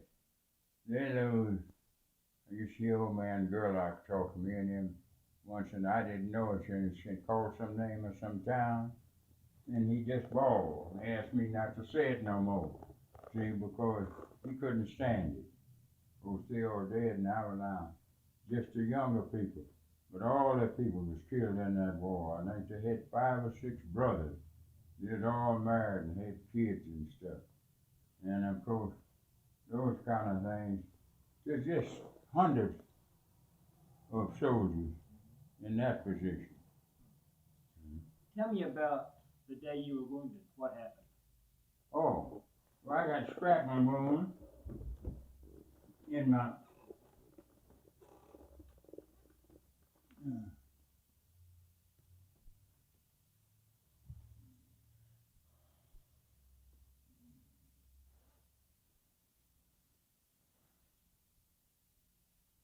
you see it? Yeah. You see, right there. And see, in them days we didn't have painkiller and that. And to take the matter and stuff out, they hold you and squeeze it. You can feel the hole in there now. The way the muscle in my leg didn't heal as it should. But this other leg over here, I fell down up here and broke it. But this is my main of the wall. Mm-hmm. So how'd you get wounded? Huh? What happened when you got wounded? A shrapnel wound. Shrapnel? Uh-huh.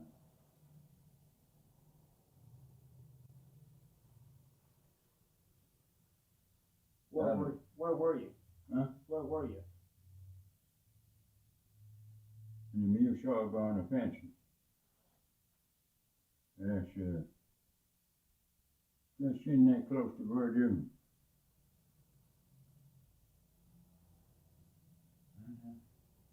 Sometimes I can think of everything. Right now, I can't think of nothing.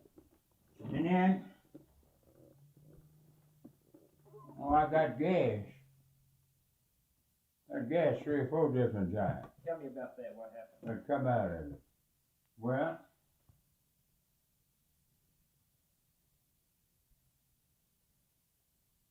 the first time I got there, the wind changed. And then just come on it all at once. Yeah.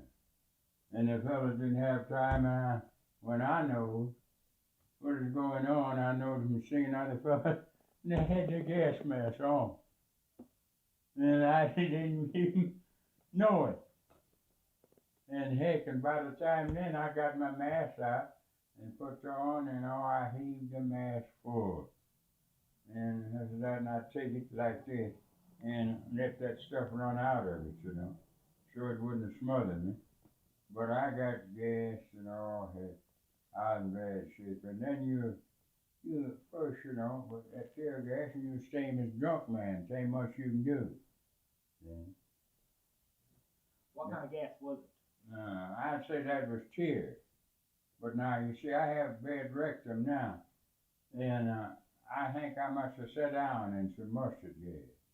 But up here at Milwaukee, Wisconsin, that doctor up there, they hold you, and he took, and see, I had a growth in my rectum. It's coming across just like that. Stays sore all the time. Well, they put you up on the table, they put that red hot iodine on there, he take the scissors and he cut that and said they can hear you holler blow away. See, they didn't have that stuff. And he cut that out of there and everything and put the iodine and stuff on it. Well, that blood that run back inside of my rectum, he filled up with little knots like beads. And then they had to take a reamer and put my rectum to shoot medicine in there, but them things, putting medicine on the outside, they healed up. Got hard inside of my rectum.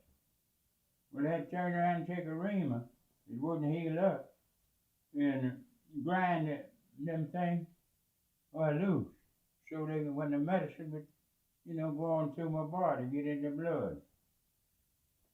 And I had a time, and then it still bothers me. It hurts me sometime, and I got the government hospital, they give me salve and stuff, and for my eyes, I get what's the name? But I ain't been to the hospital, see my wife in there. I keep it in my pocket all the time. Then that's it, eye medicine. And then in this pocket, I got my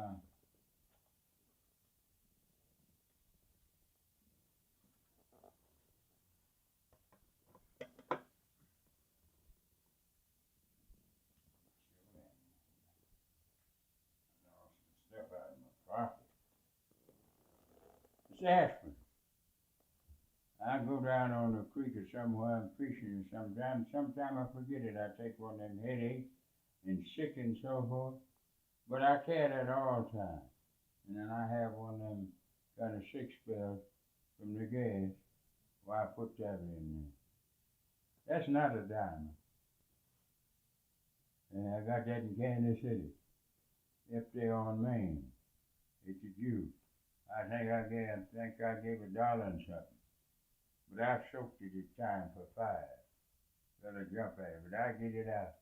But people look at it. But I gave 98 cents for it. Yeah. Heck, I can clean it all up and soak it. Yeah. Where were you sent to? You were wounded at the Meuse Argonne? Meuse Argonne, that's right, Meuse Argonne. And what happened after you were wounded? Where'd they take you? Oh, I had to stay there I lay just out of the path of the other soldiers going back. Well, I guess maybe close to near the middle of the street. It's a good place. And I laid there till almost dark. Till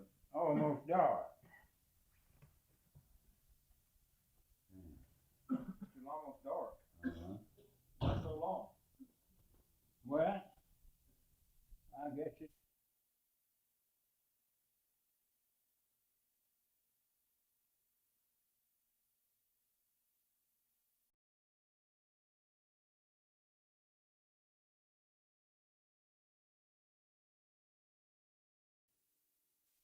End of the war. And everybody, Sergeant, he asked for help. Name is Captain Warner. And a lieutenant, he sent me. And I went over there and he introduced to him, and Lieutenant Marshall, he told him, he says, he's all right, he's a good fella. And I was leading him, and carrying him everywhere. And his name was Captain Warner. And Major Jackson told me he wasn't nothing. He ain't no good. I think he's still living, but Captain Jackson, them, all the officers and this and that is dead.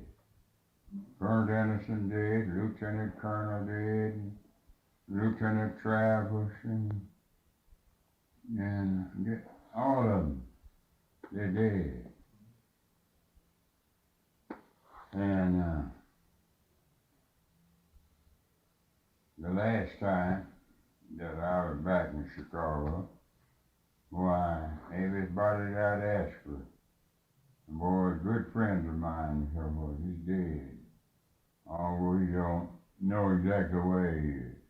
See, we heard it in California, but see, we heard he died.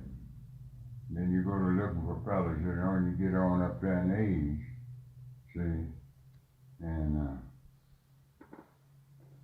see, that was in 1916 and 17, or from that on, you know, till the end of the war, which is 1919. What'd you do on Armistice Day? Oh, I was in the hospital at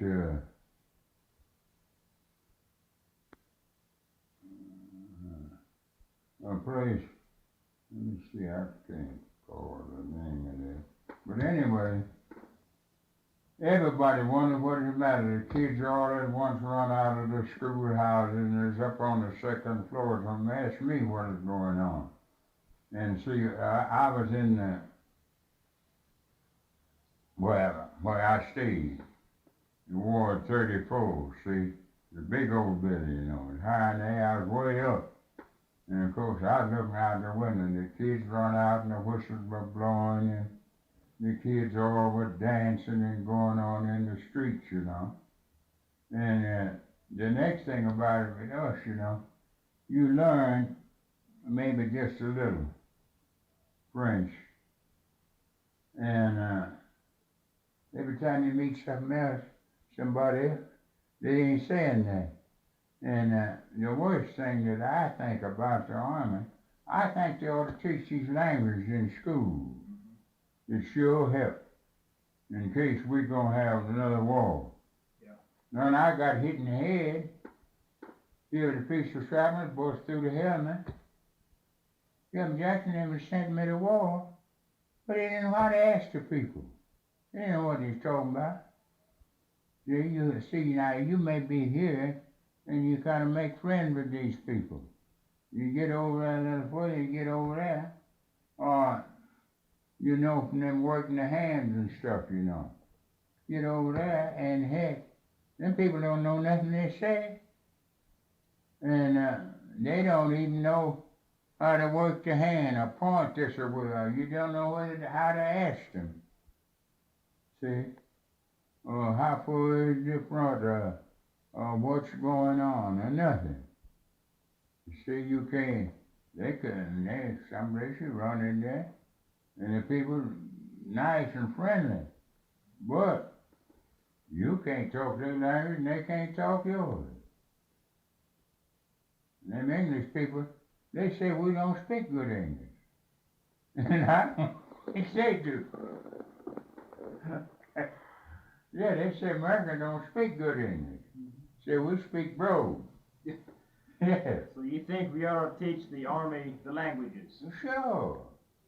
Sure. Now what's good it's about to happen? What if you run over there now? And you're going to have the Chinaman and maybe the Jackback and then all the Germans and them are very smart people. And you're going to have something new too. Yeah. They're going to have something new. Tell me some more about Armistice Day. When did you realize the war was over? Finally somebody come in, I guess a couple somewhere, and they said the war's over. So that's the reason they out there dancing and whistling and stuff blowing. And what'd you do? Huh? What'd you do? Well, they stand around, I said, look, you know, I couldn't leave that place was fenced in. And such as that, and of course I could do better from upstairs, because I could see over the walls. See, all kind of camps and stuff, you know. Now Camp Napoleon didn't, but all them other camps, and Camp Napoleon. See, of course that old wall is about rotted down, but they got a wall high as here. Where was the hospital? What town?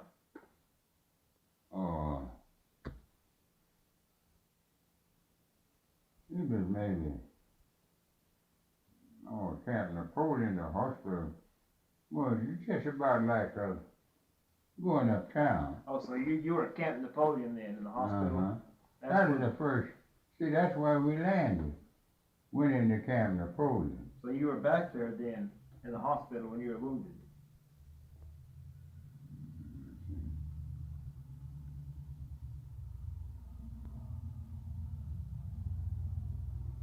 No, I ain't telling you that right. Because that's where we landed. I was at base 85, Paris. I was transferred from, at first I was transferred from,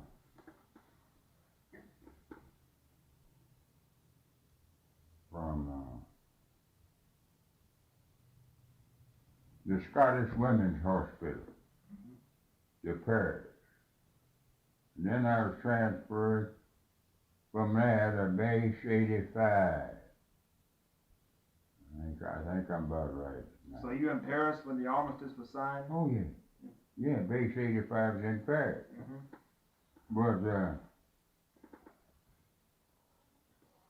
we're way over in northeast part of town. See, Paris is a great big place like New York. They have underground streetcars. The MPs have to line, you have to know what camp you're from, what hospital.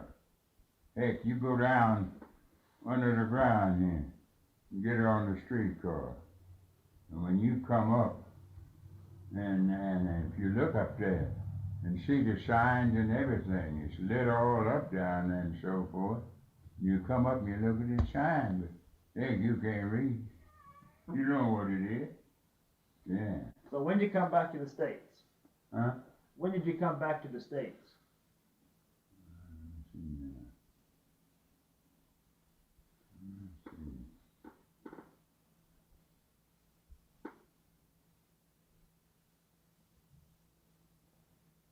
Now let me see. When did I come back?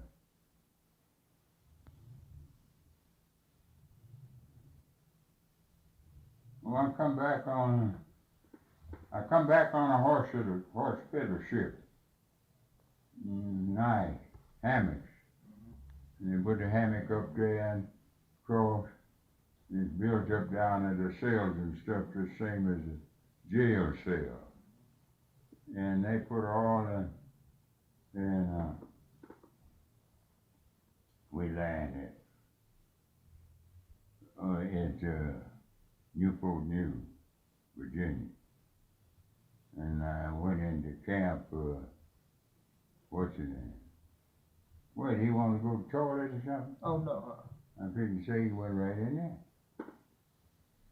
And this, what's the name place? Yeah. We went in the camp at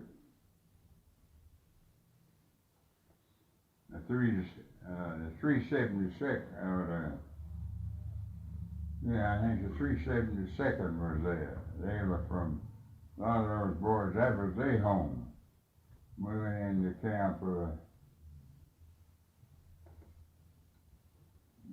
I've been War 24 there.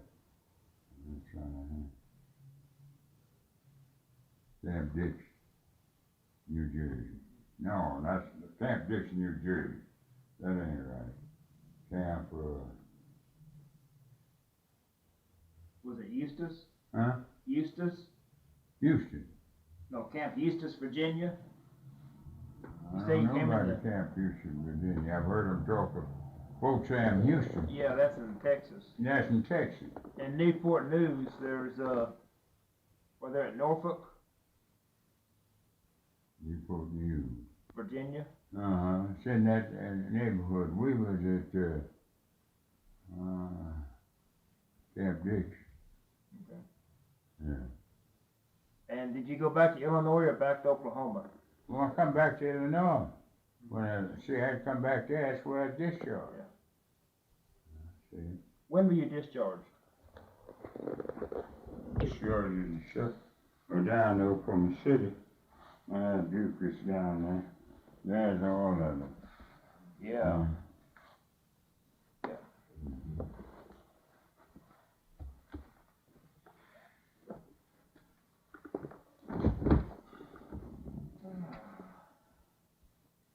April 18th, Uh-huh. 1919. Uh-huh.